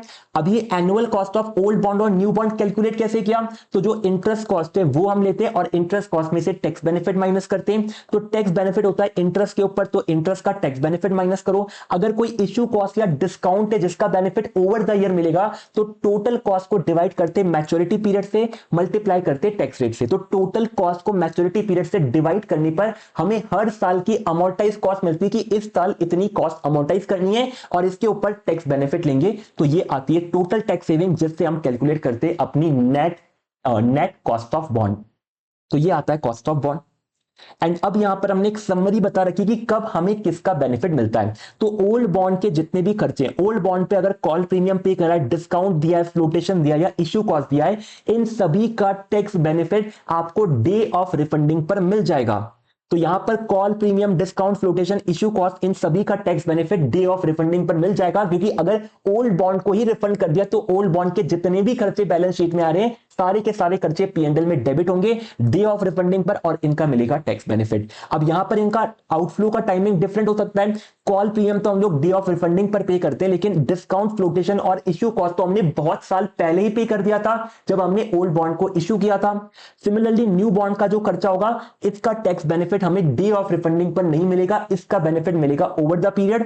तो अगर न्यू बॉन्ड पर डिस्काउंट, फ्लोटेशन या इश्यू कॉस्ट है, इसका बेनिफिट ओवर टाइम मिलता है। और ये भी आपने इनफ्लो आउटफ्लो हुआ था इसका डे ऑफ रिफंडिंग पर। तो जब आपने रिफंड किया था उसी टाइम पर हमने न्यू बॉन्ड को इश्यू किया था, तो उसी टाइम पर डिस्काउंट, फ्लोटेशन या इश्यू कॉस्ट इंकर हुई थी, लेकिन टैक्स बेनिफिट इनका ओवर द पीरियड मिलने वाला है। यहां पर हमारे पास दो क्वेश्चन है, टीवाई के 25 स्टार क्वेश्चन है और एडिशनल क्वेश्चन 5। टीवाई के 25 जो क्वेश्चन है ये हम ऑलरेडी सॉल्व कर चुके हैं। सर कब सॉल्व करा? टीवाई के 25 हमने जो आज एग्जांपल डिस्कस करा है जेपी मॉर्गन का, यही टीवाई के 25 है। तो चलते टीवाई के 25 पर एक बार क्वेश्चन को रीड करते समझते एंड देन क्वेश्चन को करेंगे आंसर।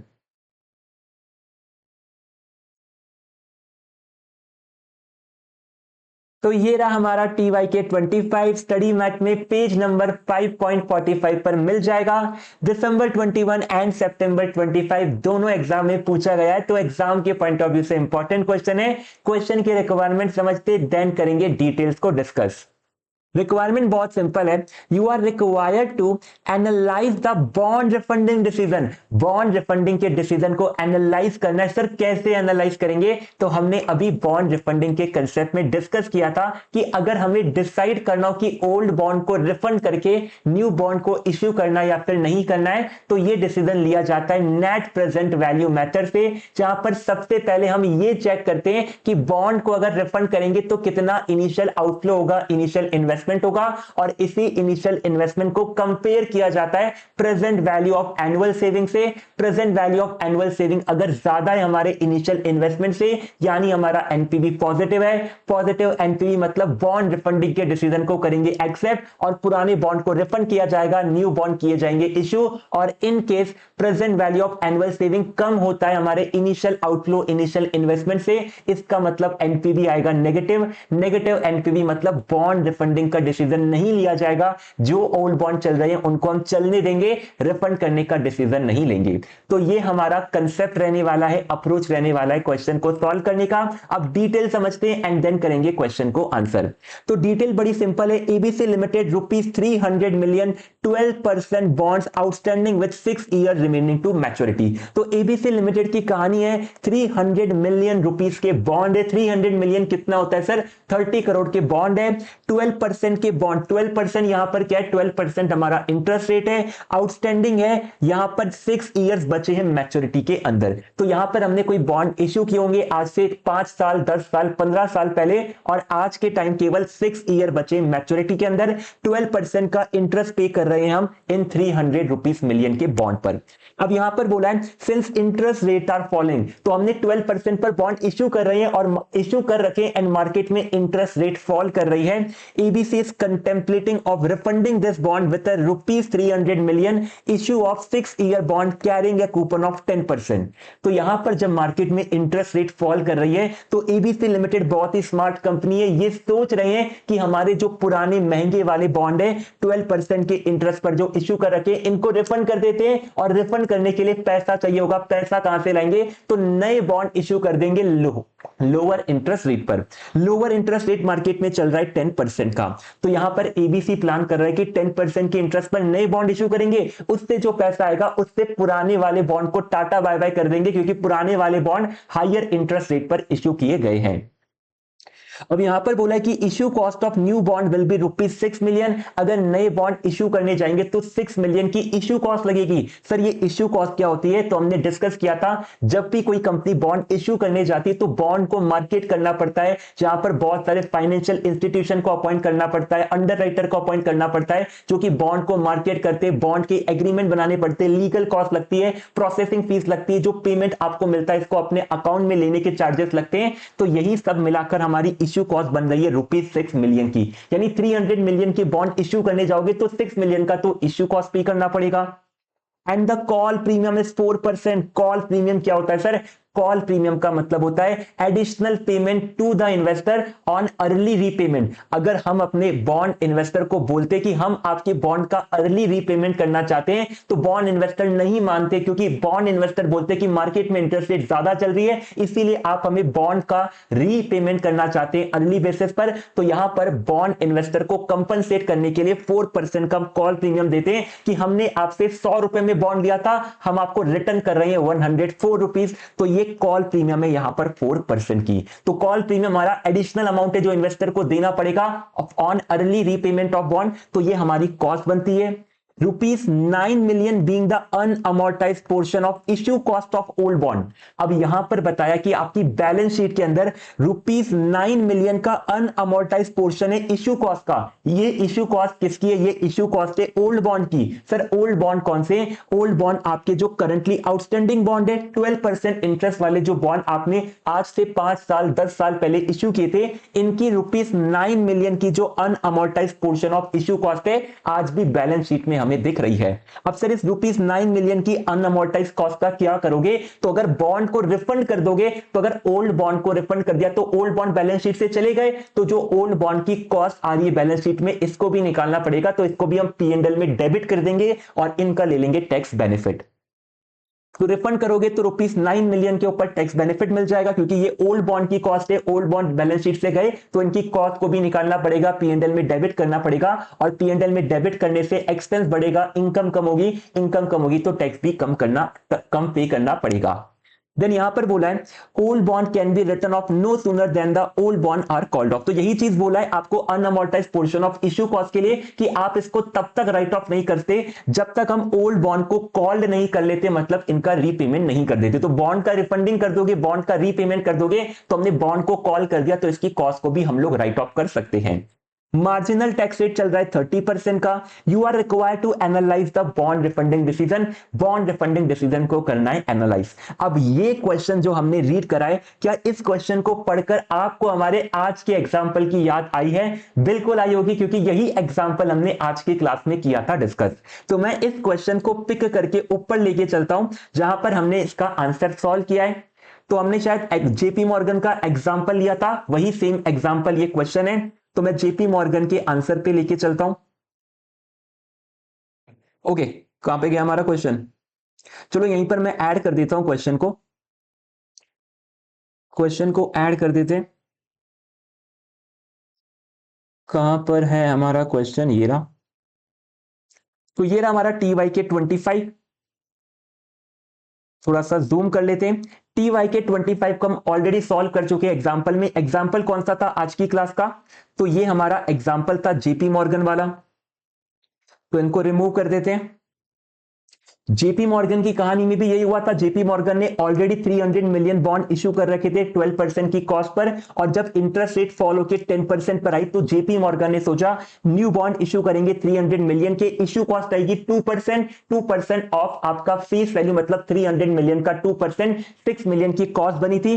10% की इंटरेस्ट रेट है, लोन टेन्योर रहा है 6 ईयर का, एंड ओल्ड बॉन्ड को रिफंड करने में 4% का कॉल प्रीमियम देना पड़ेगा। तो यही एग्जांपल हमने आज की क्लास में डिस्कस किया था। अब देखते हैं कि एग्जाम में कैसे क्वेश्चन को करते हैं सॉल्व। सबसे पहले क्वेश्चन कहां पर है, ये हमारा क्वेश्चन है। अब क्वेश्चन में हमारा पहला स्टेप होता है ये चेक करना कि अगर हमने ओल्ड बॉन्ड को रिफंड किया तो ओल्ड बॉन्ड को रिफंड करने पर आज के दिन हमारा कितना आउटफ्लो होगा। तो आउटफ्लो हमें कैलकुलेट करना है। 300 मिलियन रुपीस के बॉन्ड है, इनको रिफंड करेंगे तो अर्ली रीपेमेंट करना पड़ेगा। अर्ली रीपेमेंट पर हमें कॉल प्रीमियम देना पड़ेगा इन्वेस्टर्स को, और कॉल प्रीमियम है 4% का। तो 300 मिलियन प्लस 4% आज के दिन पर रिफंड करना पड़ेगा ओल्ड बॉन्ड के ऊपर। तो अमाउंट कितना होता है, 300 मल्टीप्लाई 4%, 12 मिलियन हमें एक्स्ट्रा पे करना पड़ेगा। तो यही चीज हमने यहां पर कैलकुलेट करी थी कि आउटफ्लो ऑन ओल्ड बॉन्ड कितना होगा, 300 मिलियन का। तो फेस वैल्यू देना है, कॉल प्रीमियम देना है 4% का 12 मिलियन का, तो 312 मिलियन का होगा आउटफ्लो। इसके बाद हमें आउटफ्लो तो होगा लेकिन साथ में इनफ्लो भी होगा, क्योंकि हम लोग न्यू बॉन्ड को इश्यू करेंगे। तो यहां पर हम न्यू बॉन्ड इश्यू करेंगे रुपीस 300 मिलियन के, लेकिन इश्यू कॉस्ट आएगा न्यू बॉन्ड में 6 मिलियन का। तो नेट पैसा कितना मिलेगा, 300 माइनस 6 मिलियन, यानी 294 मिलियन का इनफ्लो है। तो यहां पर हमने सेम चीज कैलकुलेट करी थी, 3 मिलियन का इनफ्लो आएगा लेकिन इश्यू कॉस्ट देना पड़ जाएगा 6 मिलियन का। 294 मिलियन का इनफ्लो है, तो 294 मिलियन का इनफ्लो माइनस करेंगे।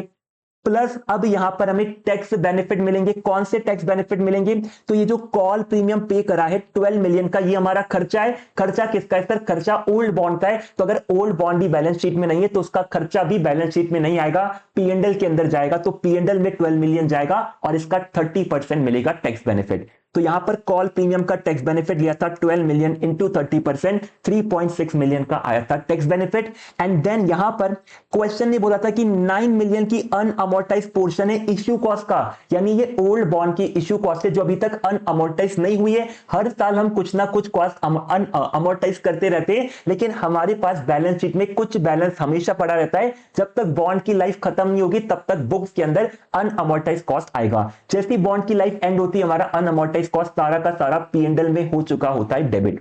तो यहां पर 9 मिलियन का कॉस्ट पड़ा है, तो अगर ओल्ड बॉन्ड को आपने कॉल कर दिया तो इस कॉस्ट को भी आप राइट ऑफ करोगे, पीएनडल में भेजोगे, मिलेगा टैक्स बेनिफिट। तो 9 मिलियन की कॉस्ट पर 30% का टैक्स बेनिफिट, ये आता है 2.7 का टैक्स बेनिफिट। इनका करते टोटल तो नेट आउटफ्लो आया था 11.7 मिलियन का। तो हमारा पहला स्टेप डन है, हमने कैलकुलेट कर लिया कितना इनिशियल आउटफ्लो होगा जब हम अपने ओल्ड बॉन्ड को करेंगे रिफंड और न्यू बॉन्ड को करेंगे इशू।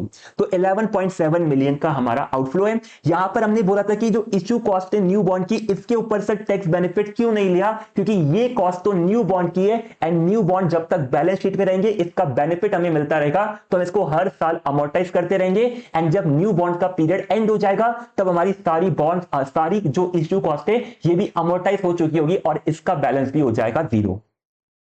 तो यहां पर हमने कैलकुलेट तो कर लिया इनिशियल इन्वेस्टमेंट कितना, इनिशियल आउटफ्लो कितना है। नेक्स्ट हमारा काम होता है एनुअल सेविंग कैलकुलेट करने का। तो एनुअल सेविंग के लिए पहले ओल्ड बॉन्ड की कॉस्ट चेक करेंगे। तो ओल्ड बॉन्ड की कॉस्ट है 12% की, तो 12% इंटरेस्ट पे कर रहे हैं। 12% ऑफ 300 ये होता है 36 मिलियन का इंटरेस्ट। तो यहां पर हम नोट करते हैं ओल्ड बॉन्ड की कॉस्ट के लिए, तो 12% वाले बॉन्ड पर इंटरेस्ट पे करेंगे 12% का, 300 का 12% 36 मिलियन। अब टैक्स बेनिफिट मिलेगा 30% पर, तो यहां पर इंटरेस्ट के ऊपर हमें 30% टैक्स बेनिफिट मिलता है 10.8 मिलियन का। प्लस हमने ओल्ड बॉन्ड पर एक खर्चा और किया था। कौन सा खर्चा किया था सर, हमने ओल्ड बॉन्ड के ऊपर यहां पर इश्यू कॉस्ट पे कर रखा है 9 मिलियन का, एंड ये 9 मिलियन का कॉस्ट हमारी बुक्स में आ रहा है। इसको अमोर्टाइज करेंगे over the life of old bond. अब सर ओल्ड बॉन्ड की लाइफ क्या है, ओल्ड बॉन्ड की लाइफ तो नहीं बताई, लेकिन ओल्ड बॉन्ड की रिमेनिंग लाइफ बताई है कि 6 इयर्स बचे हुए, और इन 6 इयर्स के अंदर हम ये 9 मिलियन की रिमेनिंग कॉस्ट को अमोर्टाइज करेंगे। तो 9 मिलियन डिवाइड बाय 6, हर साल 1.5 मिलियन की कॉस्ट पीएनडल में जाएगी और इसका मिलेगा टैक्स बेनिफिट। तो यहां पर हमने कैलकुलेट किया है यहां पर हमने कैलकुलेट करा 9 मिलियन की कॉस्ट है, 6 इयर्स के अंदर राइट ऑफ करनी है, तो 1.5 मिलियन मल्टीप्लाई बाय 30%, 0.45 मिलियन का यहां पर इश्यू कॉस्ट आएगा। तो 0.45 मिलियन का इश्यू कॉस्ट का टैक्स बेनिफिट आता है, तो ये 24.75 मिलियन बनता है ओल्ड बॉन्ड की कॉस्ट। तो ये ओल्ड बॉन्ड की इंटरेस्ट कॉस्ट है। देन अब हमें न्यू बॉन्ड की कॉस्ट चेक करनी ताकि हम सेविंग कैलकुलेट कर सके। तो न्यू बॉन्ड की कॉस्ट कितनी है? न्यू बॉन्ड की इंटरेस्ट रेट है 10% की, तो 10% से इंटरेस्ट कैलकुलेट करेंगे। तो यहां पर न्यू बॉन्ड का इंटरेस्ट आता है 10%, बॉन्ड का 10% से, तो 300 का 10% 30 मिलियन, 30 मिलियन पर टैक्स बेनिफिट मिलेगा 30% से, तो 9 मिलियन का टैक्स बेनिफिट। और न्यू बॉन्ड के ऊपर भी इश्यू कॉस्ट इंकर करी थी, कितनी इंकर करी है?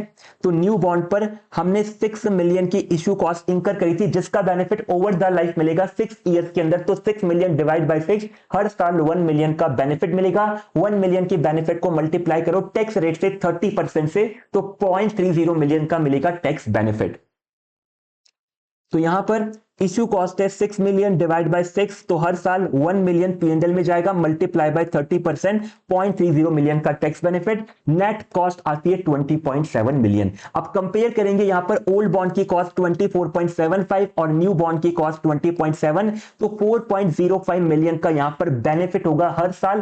कितने साल तक? जितनी हमारी रिमेनिंग लाइफ है, तो 6 इयर्स तक 4.05 मिलियन का होगा बेनिफिट। लेकिन ये बेनिफिट तो आपको हर साल होगा, हमें तो आज के दिन का बेनिफिट चाहिए, तो इसीलिए इस 4.05 मिलियन का प्रेजेंट वैल्यू कैलकुलेट कर लेंगे फॉर 6 ईयर। तो 4.05 मिलियन हर 6 ईयर तक मिलते रहेंगे, तो 4.5 मिलियन को मल्टीप्लाई करते present value annuity factor of 6 year का। लेकिन प्रॉब्लम ये आती है कि डिस्काउंटिंग रेट क्या है? क्या क्वेश्चन के अंदर डिस्काउंटिंग रेट दिख रही है? क्वेश्चन में डिस्काउंटिंग रेट गिवन नहीं है, तो हम क्या करते हैं, जो न्यू बॉन्ड की इंटरेस्ट रेट चल रही है इसी को कॉस्ट मान लेंगे। तो न्यू बॉन्ड की जो 10% की कॉस्ट है इसी को हम कॉस्ट मानते हैं। लेकिन ये जो 4.05 मिलियन का बेनिफिट कैलकुलेट किया, ये आफ्टर टैक्स था, और ये जो 10% की कॉस्ट है ये बिफोर टैक्स है, तो इसमें से भी टैक्स को कर दो माइनस। तो 10% की कॉस्ट में से माइनस कर देंगे 30% का टैक्स रेट, तो 7% की आती है after tax interest cost,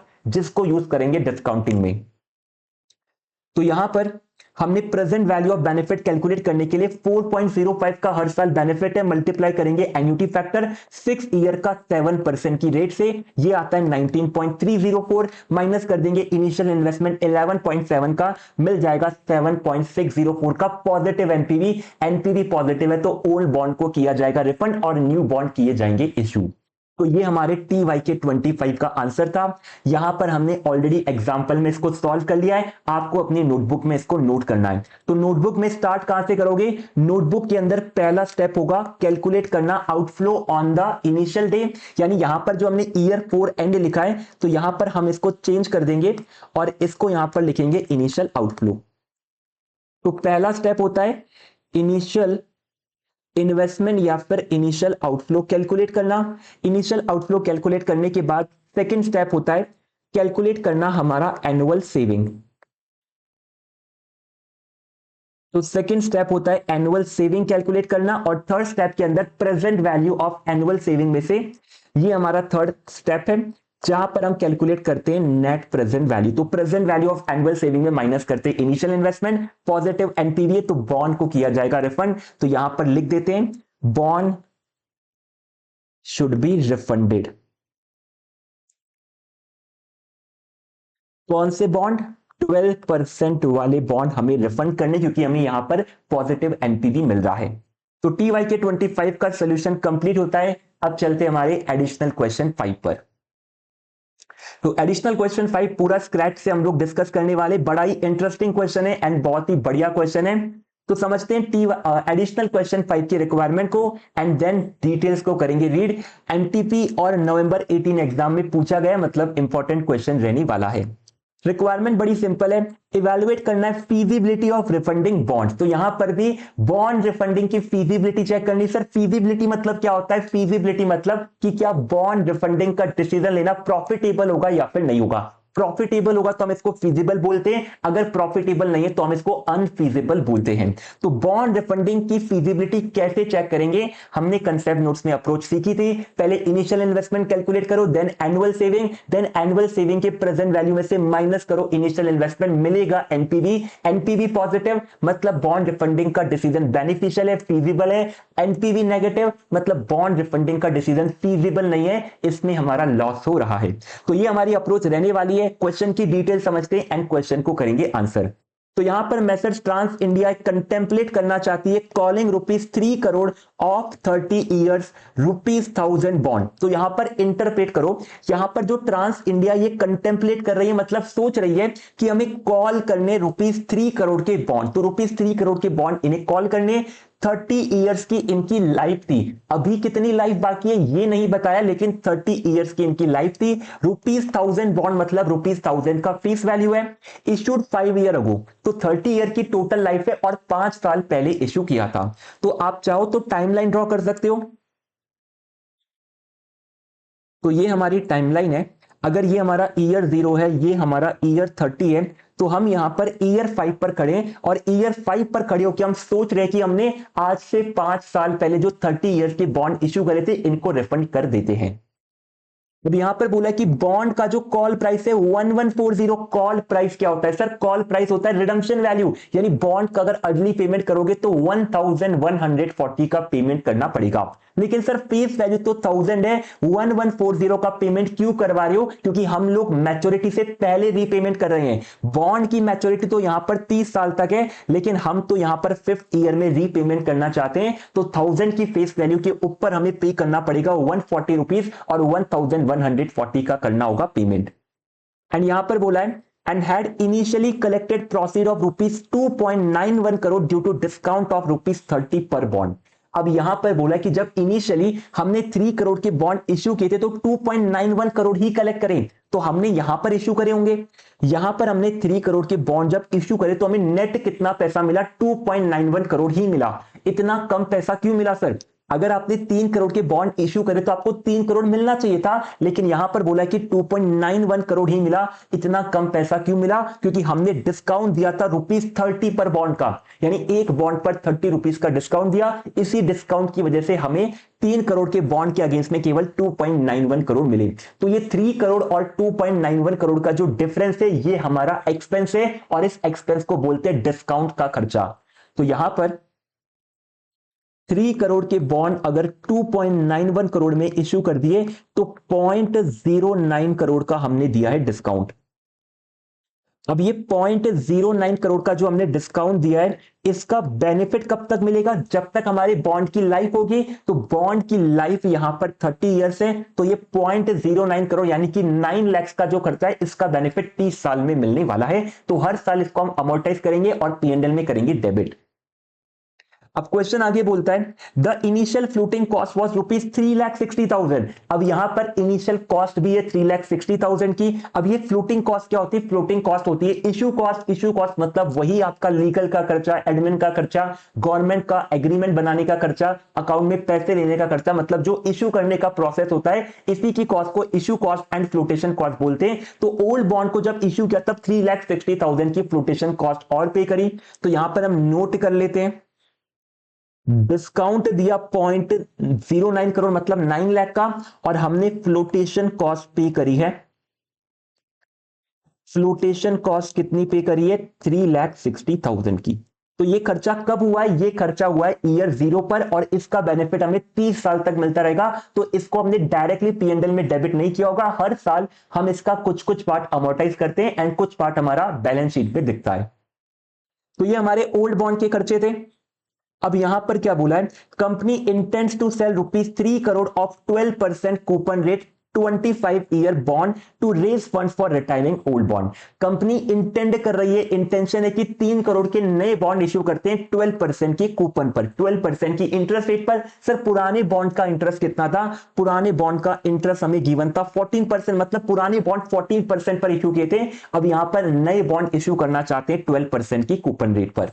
25 year bonds to raise fund for retiring the old bond. And ये जो नए बॉन्ड इश्यू कर रहे हैं ये 25 ईयर्स के लिए कर रहे हैं। सर 25 ईयर्स के लिए क्यों कर रहे हैं? क्योंकि यहां पर ये जो ओल्ड बॉन्ड है इनकी लाइफ 30 ईयर्स थी, लेकिन 5 साल तो कंप्लीट हो गए, तो ओल्ड बॉन्ड की लाइफ भी 25 ईयर ही बची है, तो नए बॉन्ड भी 25 ईयर के हम लोग इश्यू करना चाहते हैं।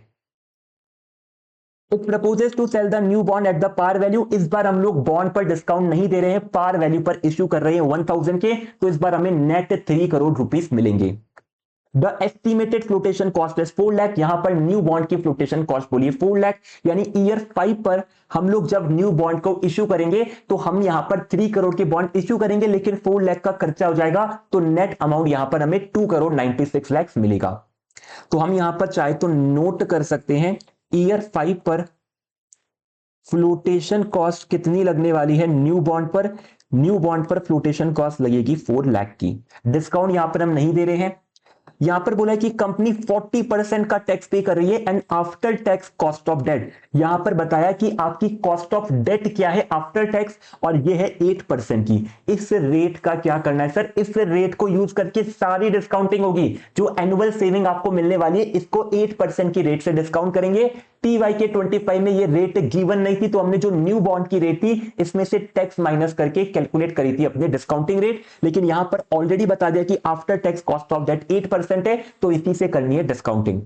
New bond must first be sold and their proceed then use to retire old bond. तो पहले हमें न्यू बॉन्ड इश्यू करने पड़ेंगे एंड देन जो पैसा आएगा इससे ओल्ड बॉन्ड को रिफंड करेंगे।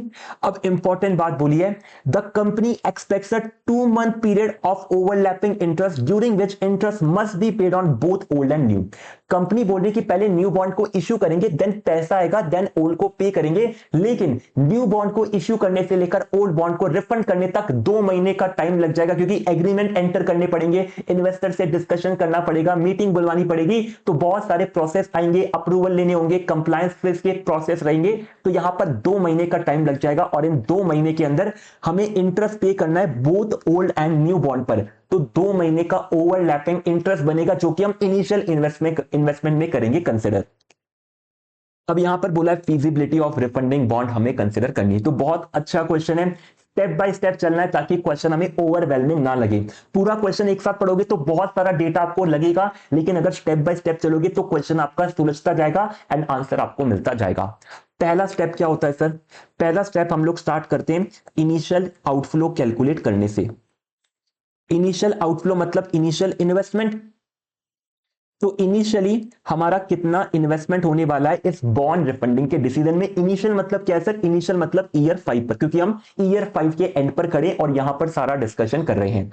तो सबसे पहला आउटफ्लो का ओल्ड बॉन्ड को रिफंड करना है, तो यहां पर हम चेक करेंगे outflow on refunding old bond. अब ओल्ड बॉन्ड को रिफंड करने में कितना आउटफ्लो होगा? हम लोग ओल्ड बॉन्ड को यहां पर 14% बॉन्ड बोल देते हैं ताकि कंफ्यूजन ना हो। तो ओल्ड बॉन्ड का मतलब जो 14% इंटरेस्ट वाले बॉन्ड है, तो हमें सबसे पहले कम से कम तो फेस वैल्यू पे करना ही पड़ेगा। तो जब बॉन्ड को रिफंड करेंगे तो उसका फेस वैल्यू तो हमें पे करना ही है। फेस वैल्यू था हमारा 3 करोड़ का, तो 3 करोड़ का तो फेस वैल्यू था, प्लस हमें यहां पर कॉल प्रीमियम देना है। तो यहां पर 1000 रुपीज के बॉन्ड पर अगर 1140 पर बॉन्ड पे करना है तो 140 का कॉल प्रीमियम है। तो यहां पर 3 करोड़ का तो फेस वैल्यू है एंड कॉल प्रीमियम ऐड करना पड़ेगा। कॉल प्रीमियम कितना है? अगर 1000 के बॉन्ड के अगेंस्ट आपने 1140 पे करे, मतलब 140 एक्स्ट्रा पे करे, 140 डिवाइड बाय 1000, 14% का कॉल प्रीमियम पे किया है। तो यहां पर कॉल प्रीमियम दिया है 14% का, तो 3 करोड़ का 14% कितना होता है? 3 करोड़ का 14% ये होता है 42 लैक्स।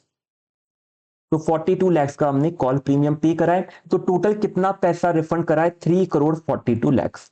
अब ये जो हमने कैलकुलेट करा है, इसको कैलकुलेट करने का एक तरीका और था, सिंपल तरीका था। आपने यहां पर 3 करोड़ के बॉन्ड इश्यू करे थे, डिवाइड कर दोगे 1000 की फेस वैल्यू से तो नंबर ऑफ बॉन्ड मिल जाएंगे। तो नंबर ऑफ बॉन्ड कितने? 30,000 नंबर ऑफ बॉन्ड है, मल्टीप्लाई कर दोगे, एक बॉन्ड का कॉल वैल्यू है 1140, तो 1140 से मल्टीप्लाई करोगे तो ये भी आएगा 3 करोड़ 42 लैक्स। तो दोनों ऑप्शन हमारे पास अवेलेबल है, जो भी ऑप्शन आपको सिंपल लगता हो उस तरीके से कर सकते हो कैलकुलेट। तो 3 करोड़ 42 लैक्स का आउटफ्लो है, तो यहां पर हम लिख देंगे 3,42 लाख का आउटफ्लो। तो ये तो रिफंड करने पर हुआ, लेकिन न्यू बॉन्ड इश्यू करोगे तो इनफ्लो भी होगा।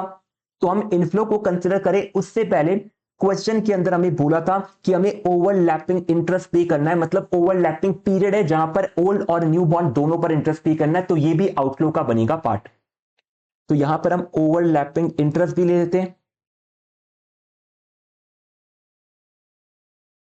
ओवरलैपिंग इंटरेस्ट, अब ओवरलैपिंग इंटरेस्ट मतलब जो ओल्ड बॉन्ड पर आपने इंटरेस्ट पे करा है उसको हम ओवरलैपिंग इंटरेस्ट बोलते हैं। तो प्रिंसिपल कितना है हमारा, प्रिंसिपल है हमारा 3 करोड़ का। 3 करोड़ पर हमने ओल्ड बॉन्ड पर कितना इंटरेस्ट देना है, 14% का, तो मल्टीप्लाई बाय 14%। और ओवरलैपिंग पीरियड कितना है, ओवरलैपिंग पीरियड है 2 महीने का, तो मल्टीप्लाई बाय 2 डिवाइड बाय 12। तो ये ओवरलैपिंग इंटरेस्ट आ जाएगा। 3 करोड़ मल्टीप्लाई 14% मल्टीप्लाई 2 डिवाइड 12, ये आता है 7 लाख का ओवरलैपिंग इंटरेस्ट।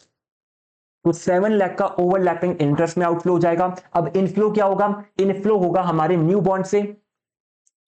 तो इनफ्लो फ्रॉम न्यू, और न्यू बॉन्ड पर इंटरेस्ट कितना है, आई थिंक 10% है, 10 नहीं 12% है आई थिंक। तो 12% की न्यू बॉन्ड है, तो मैं न्यू बॉन्ड को 12% बॉन्ड लिख देता हूं, फ्रॉम न्यू 12% बॉन्ड। अब न्यू बॉन्ड से हमें फेस वैल्यू तो मिलेगा ही, फेस वैल्यू मिल रहा है हमें 3 करोड़ का। एंड ये वाले बॉन्ड हमने डिस्काउंट पर इश्यू नहीं करे, तो 3 करोड़ पूरा मिलेगा। लेकिन न्यू बॉन्ड के ऊपर हमारा इश्यू कॉस्ट इंकर हो रहा है, फ्लोटेशन कॉस्ट लग रहा है 4 लाख का, तो 4 लाख का खर्चा हो जाएगा, तो माइनस कर देंगे फ्लोटेशन कॉस्ट। तो न्यू बॉन्ड इश्यू करने के अंदर हमारा फ्लोटेशन कॉस्ट लगेगा 4 लाख का। तो नेट पैसा कितना मिलेगा, नेट पैसा मिलेगा 2,96,00,000। तो यहां पर माइनस कर देंगे 2,96,00,000 का इनफ्लो। अब यहां पर हमने ओल्ड बॉन्ड का आउटफ्लो, ओवरलैपिंग और न्यू बॉन्ड का इनफ्लो कंसिडर कर लिया। लास्ट स्टेप होता है टैक्स बेनिफिट्स। अब टैक्स बेनिफिट्स कहां कहां पर मिलेंगे, इन पर करते हैं फोकस। तो जितनी भी हमारी ओल्ड बॉन्ड के खर्चे, इन सभी के ऊपर मिलेंगे हमें टैक्स बेनिफिट, क्योंकि ओल्ड बॉन्ड को रिफंड कर देंगे, ओल्ड बॉन्ड बैलेंस शीट से चले जाएंगे, तो ओल्ड बॉन्ड के सभी खर्चे हम लोग पीएनएल में डेबिट करके इनका लेंगे टैक्स बेनिफिट। तो सबसे पहला खर्चा है ओल्ड बॉन्ड का यहां पर कि हमने 14% कॉल प्रीमियम दिया है 42 लाख का, तो 42 लाख का कॉल प्रीमियम है, तो इसके ऊपर मिलेगा टैक्स बेनिफिट। टैक्स बेनिफिट मिलेगा 40% की टैक्स रेट पर। 40% कहां गिवन है सर, तो 40% का टैक्स रेट यहां पर गिवन है। सबसे पहले कॉल प्रीमियम को लेते हैं। कॉल प्रीमियम, कॉल प्रीमियम पे कराए हमने 42 लाख का, इस पर मिलेगा 40% का टैक्स बेनिफिट। और किस पे टैक्स बेनिफिट मिलेगा, हमने यहां पर इंटरेस्ट पे कराए 7 लाख का एक्स्ट्रा, इस पर भी टैक्स बेनिफिट मिल जाएगा। तो नेक्स्ट है हमारा ओवरलैपिंग इंटरेस्ट। तो ओवरलैपिंग इंटरेस्ट कितना पे करा है, ओवरलैपिंग इंटरेस्ट पे करा है 7 लाख का, इस पे भी मिलेगा 40% का टैक्स बेनिफिट। और किस पर मिलेगा, क्या ये जो न्यू बॉन्ड की, न्यू 12% बॉन्ड की फ्लोटेशन कॉस्ट भी, इसका भी टैक्स बेनिफिट ले लें, इसका टैक्स बेनिफिट मिलेगा, लेकिन आज नहीं मिलेगा, ओवर द लाइफ मिलेगा। जो न्यू बॉन्ड की लाइफ है 25 ईयर्स की, उसके अंदर इस 4 लाख का बेनिफिट मिलेगा, आज के दिन इसका बेनिफिट नहीं मिलने वाला है। अब ओल्ड बॉन्ड की और कौन सी कॉस्ट है बुक्स के अंदर, तो बुक्स में यहां पर हमें बताया है, बुक्स में हमें यहां पर बताया कि हमने 3 करोड़ के बॉन्ड को 2.91 करोड़ में इश्यू करा, यानी कि 9 लाख का डिस्काउंट दिया था, ईयर 0 पर 9 लाख का डिस्काउंट दिया था। अब ये 9 लाख का अमाउंट हमें 30 ईयर्स में करना था अमोर्टाइज। तो हर साल कितना अमोर्टाइज करते होंगे, 9 लाख डिवाइड बाय 30, यानी 30,000 रुपीज हर साल अमोर्टाइज करते होंगे। तो यहां पर आपने 5 साल के लिए अमोर्टाइज तो कर दिया, लेकिन रिमेनिंग 25 ईयर्स पेंडिंग है। तो ये 9 लाख का जो अमाउंट है ये 30 इयर्स में अमोर्टाइज करना था, तो आपने 5 साल का तो अमोर्टाइज कर दिया होगा। 5 साल का अमाउंट कितना होगा, 9 lakh multiply 5 year divide by 30, यानी 1.5 लाख का अमाउंट तो अमोर्टाइज कर दिया। लेकिन यहां पर अब बैलेंस कितना बचा है 25 ईयर का, तो 9 लाख इंटू 25 डिवाइड 30 करोगे, बैलेंस मिल जाएगा अनअमोर्टाइज डिस्काउंट का। तो यहां पर चेक करते डिस्काउंट कितना बैलेंस पड़ा होगा। हमें यहां पर चेक करना है कि ईयर 5 के एंड पर ओल्ड बॉन्ड का कितना डिस्काउंट पड़ा है। तो डिस्काउंट ऑन ओल्ड बॉन्ड का बैलेंस कितना है? 9 लाख का टोटल डिस्काउंट था, जिसमें से 5 ईयर तो हमने अमोर्टाइज किया, रिमेनिंग बचे 25 ईयर्स। तो 25 ईयर्स का बैलेंस बचा होगा आउट ऑफ 30 ईयर। तो 9 लाख इंटू 25/30 करेंगे तो अनअमोर्टाइज डिस्काउंट का बैलेंस आएगा। और अगर यहां पर ओल्ड बॉन्ड चले गए बुक्स में से तो जो अनअमोर्टाइज डिस्काउंट पड़ा है इसको भी P&L में डेबिट करोगे और इस पर मिलेगा टैक्स बेनिफिट। तो मल्टीप्लाई करेंगे 40%। सिमिलरली हमने यहां पर पढ़ा था कि जब हमने अपने ओल्ड बॉन्ड को इश्यू किया था तो इनिशियल फ्लोटिंग कॉस्ट था 3,60,000। तो 3,60,000 का इनिशियल कॉस्ट था, इसको भी हमने ओवर 30 ईयर अमोर्टाइज करना था। तो यहां पर 5 साल तक तो हमने 5 साल का बैलेंस अमोर्टाइज किया, रिमेनिंग 25 ईयर का बैलेंस पेंडिंग है। तो 3 लाख, तो यहां पर हमारे पास फ्लोटेशन कॉस्ट का कितना बैलेंस पड़ा है?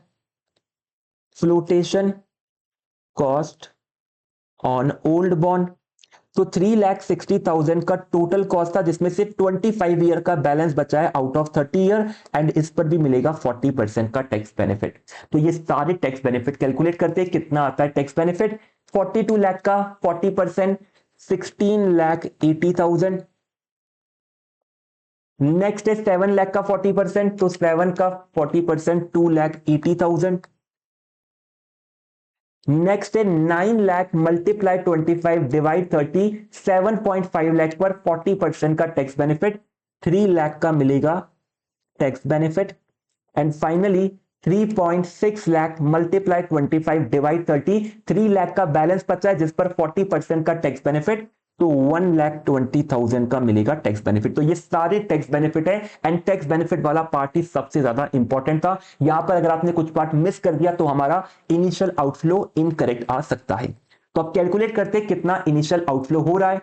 तो सबसे पहला अमाउंट है 3,42,00,000 का, तो 3,42,00,000 लिख लिया, प्लस 7 लाख का आउटफ्लो हुआ है तो 7 लाख ऐड कर दिया ओवरलैपिंग इंटरेस्ट में, माइनस करना है 2,96,00,000 का इनफ्लो, तो -296, एंड देन माइनस करने हमारे टैक्स बेनिफिट। तो टैक्स बेनिफिट है 16,80,000, 2,80,000, 3 लाख एंड 1,20,000 का, तो ये आता है 29,20,000।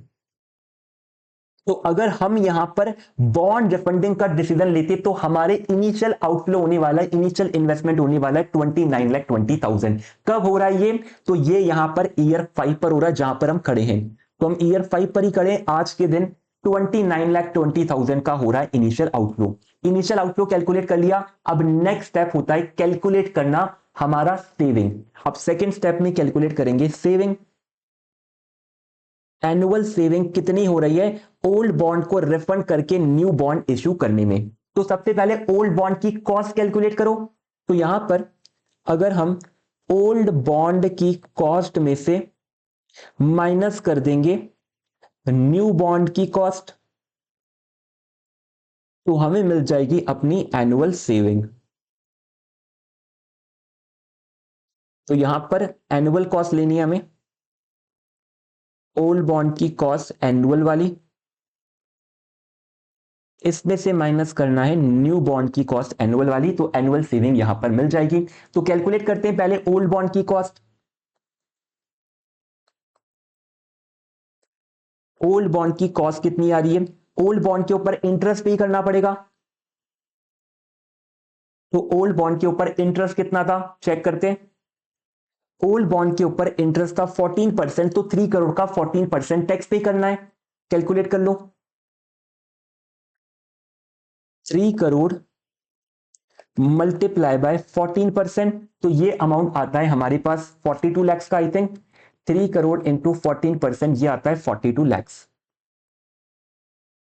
हमने यहां पर ओवरलैपिंग इंटरेस्ट कितना निकाला था?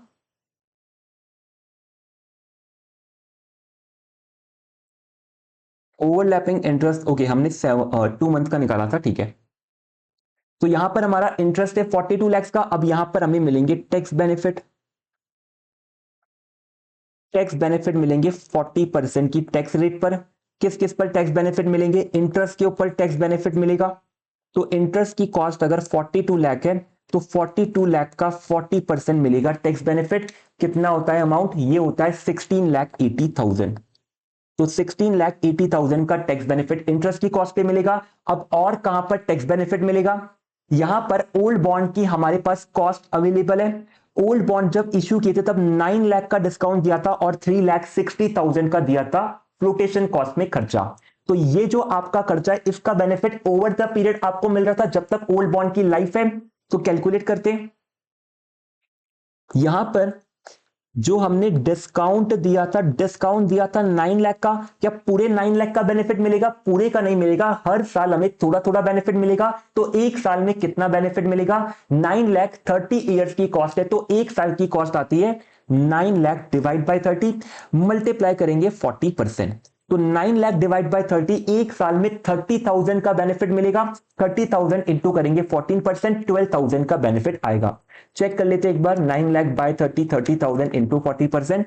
तो यहां पर 12,000 का टैक्स बेनिफिट मिलेगा जो 9 लाख का डिस्काउंट दिया था, प्लस हमारी जो फ्लोटेशन कॉस्ट थी, फ्लोटेशन कॉस्ट पे करी थी 3,60,000 की हमने ओल्ड बॉन्ड पर, इसका बेनिफिट भी 30 इयर्स में मिलेगा। तो 3,60,000 डिवाइड बाय 30 करेंगे तो एक साल की कॉस्ट आती है 12,000।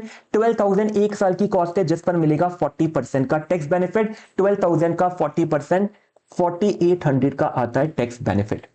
चेक कर लेते एक बार, 3,60,000 डिवाइड 30 मल्टीप्लाई 0.4, 4,800 का टैक्स बेनिफिट है। अब यहां पर हम टोटल करेंगे तो ये आएगी ओल्ड बॉन्ड की एनुअल कॉस्ट। तो 42 लैक्स माइनस 16,80,000 माइनस 12,000 माइनस 4,800, ये आता है 25 लाख। ये आ रहा है हमारा 25,03,200।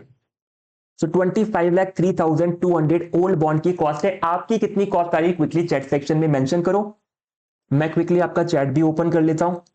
25,03,200 ये हमारी कॉस्ट है ओल्ड बॉन्ड की। मैं चैट ओपन कर लेता हूं आपका। तो ओल्ड बॉन्ड की आपकी कितनी कॉस्ट आ रही है? तो आपकी कॉस्ट भी इतनी आ रही है 25,03,200 की। अब न्यू बॉन्ड की कॉस्ट कैलकुलेट करेंगे। तो न्यू बॉन्ड की कॉस्ट कैलकुलेट करने के लिए एक पेज और ऐड कर लेते हैं। तो यहां पर कैलकुलेट करेंगे न्यू बॉन्ड की कॉस्ट। न्यू बॉन्ड की कॉस्ट क्या है? न्यू बॉन्ड पे जो हमने इंटरेस्ट पे करा है, तो इंटरेस्ट देखते कितना इंटरेस्ट दिया है। न्यू बॉन्ड पर इंटरेस्ट रेट कितना है?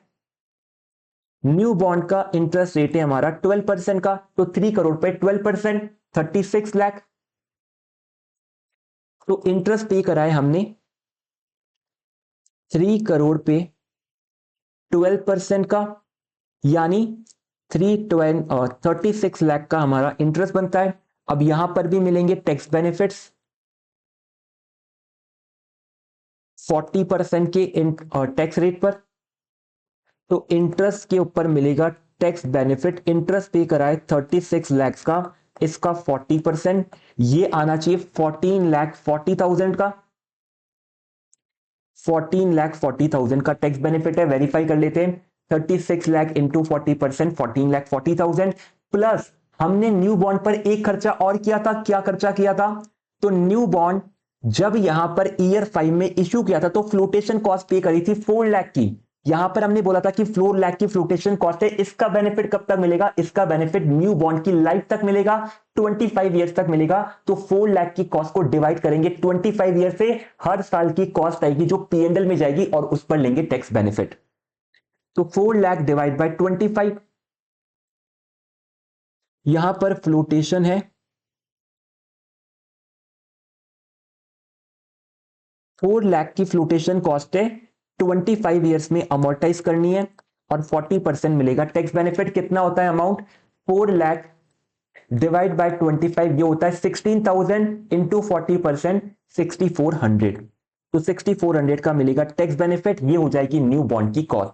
तो 36 लाख माइनस 14 लाख 40,000 माइनस 6,400, 21,53,600, ये आती है न्यू बॉन्ड की कॉस्ट। तो न्यू बॉन्ड की कॉस्ट भी कैलकुलेट करिए 21,53,600। नोट कर लीजिए 21,53,600। तो यहां पर सेविंग कितनी हो रही है? ओल्ड बॉन्ड की कॉस्ट थी 25,03,200, न्यू बॉन्ड की कॉस्ट है 21,53,600। तो सेविंग कैलकुलेट कर लेते हैं। सेविंग आ रही है 21,53,600 से 3,49,600 की। सो 3,49,600 ये हमारी सेविंग है अगर हम ओल्ड बॉन्ड को रिफंड करके न्यू बॉन्ड को लेकर आते हैं। लेकिन ये सेविंग तो 1 साल की है, ये तो हमारी एनुअल सेविंग है। ये एनुअल सेविंग तो 25 साल तक होती रहेगी जब तक हमारे पास न्यू बॉन्ड है। तो 25 साल तक की सेविंग का प्रेजेंट वैल्यू कैलकुलेट करेंगे, हमें मिलेगा present value of annual saving. तो अब चलते हैं हमारे लास्ट स्टेप पर, जहां पर present value of annual saving को कंपेयर करेंगे इनिशियल इन्वेस्टमेंट से। तो यहां पर लास्ट स्टेप में कैलकुलेट करेंगे net present value of bond refunding, कि बॉन्ड रिफंड करने से हमें नेट कितना प्रेजेंट वैल्यू रिसीव हो रहा है।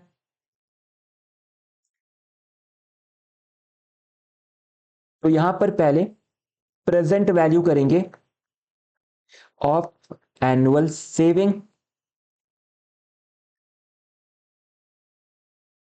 तो एनुअल सेविंग कितनी हो रही है 3,59,600 की।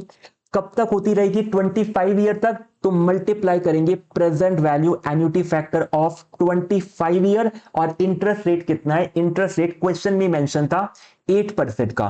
कहां मेंशन था क्वेश्चन में, तो क्वेश्चन के अंदर हमें बोला था after tax cost of debt is 8%, तो 8% से डिस्काउंटिंग करनी है।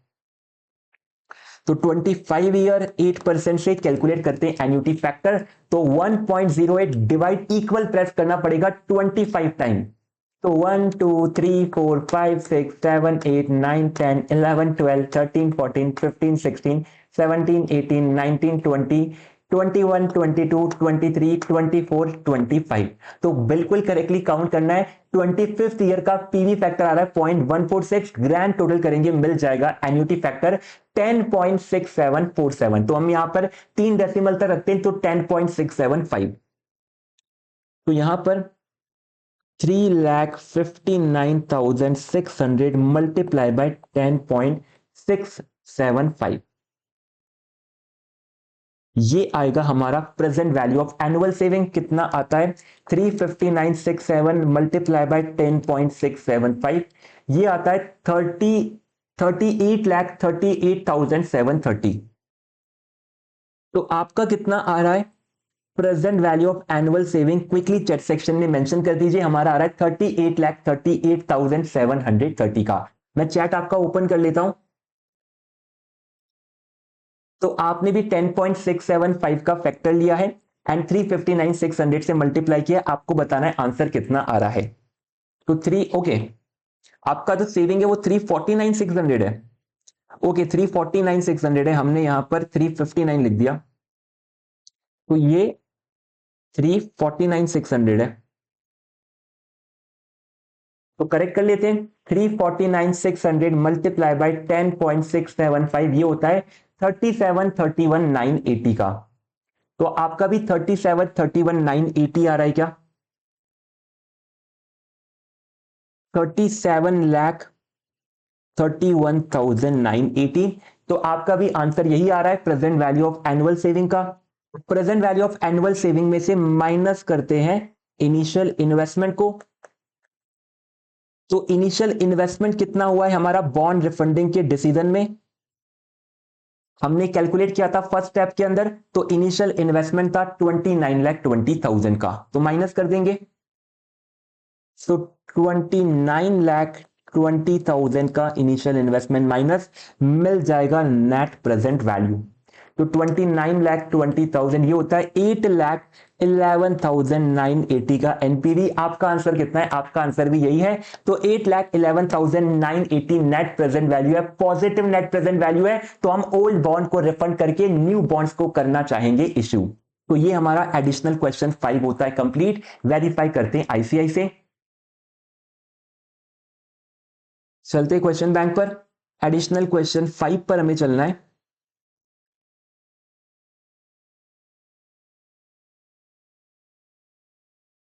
एडिशनल क्वेश्चन 5, तो ये रहा हमारा एडिशनल क्वेश्चन 5। तो यहां पर हमने present value of annual saving निकाला है 31,31,980, हमारा आई थिंक 37 लाख था। तो यहां पर करेक्ट कर लीजिएगा अपने क्वेश्चन बैंक के अंदर, अगर आपके पास भी है तो ये 31 लाख नहीं 37,31,980 था।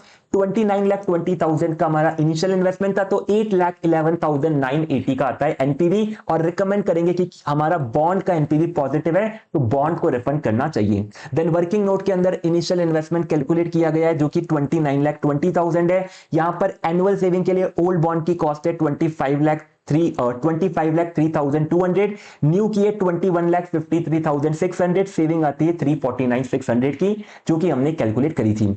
यहां पर क्वेश्चन का इंटरप्रिटेशन क्या है? इंटरप्रिटेशन ये कि अगर आप अपने 30 साल वाले बॉन्ड को रिफंड कर देते हो और न्यू बॉन्ड इश्यू कर देते हो 12% की इंटरेस्ट रेट पर, ओल्ड बॉन्ड की इंटरेस्ट रेट थी 14 और न्यू की 12%, तो अगर न्यू बॉन्ड इश्यू करोगे तो हमें यहां पर 8,11,980 का नेट प्रेजेंट वैल्यू में बेनिफिट होने वाला है।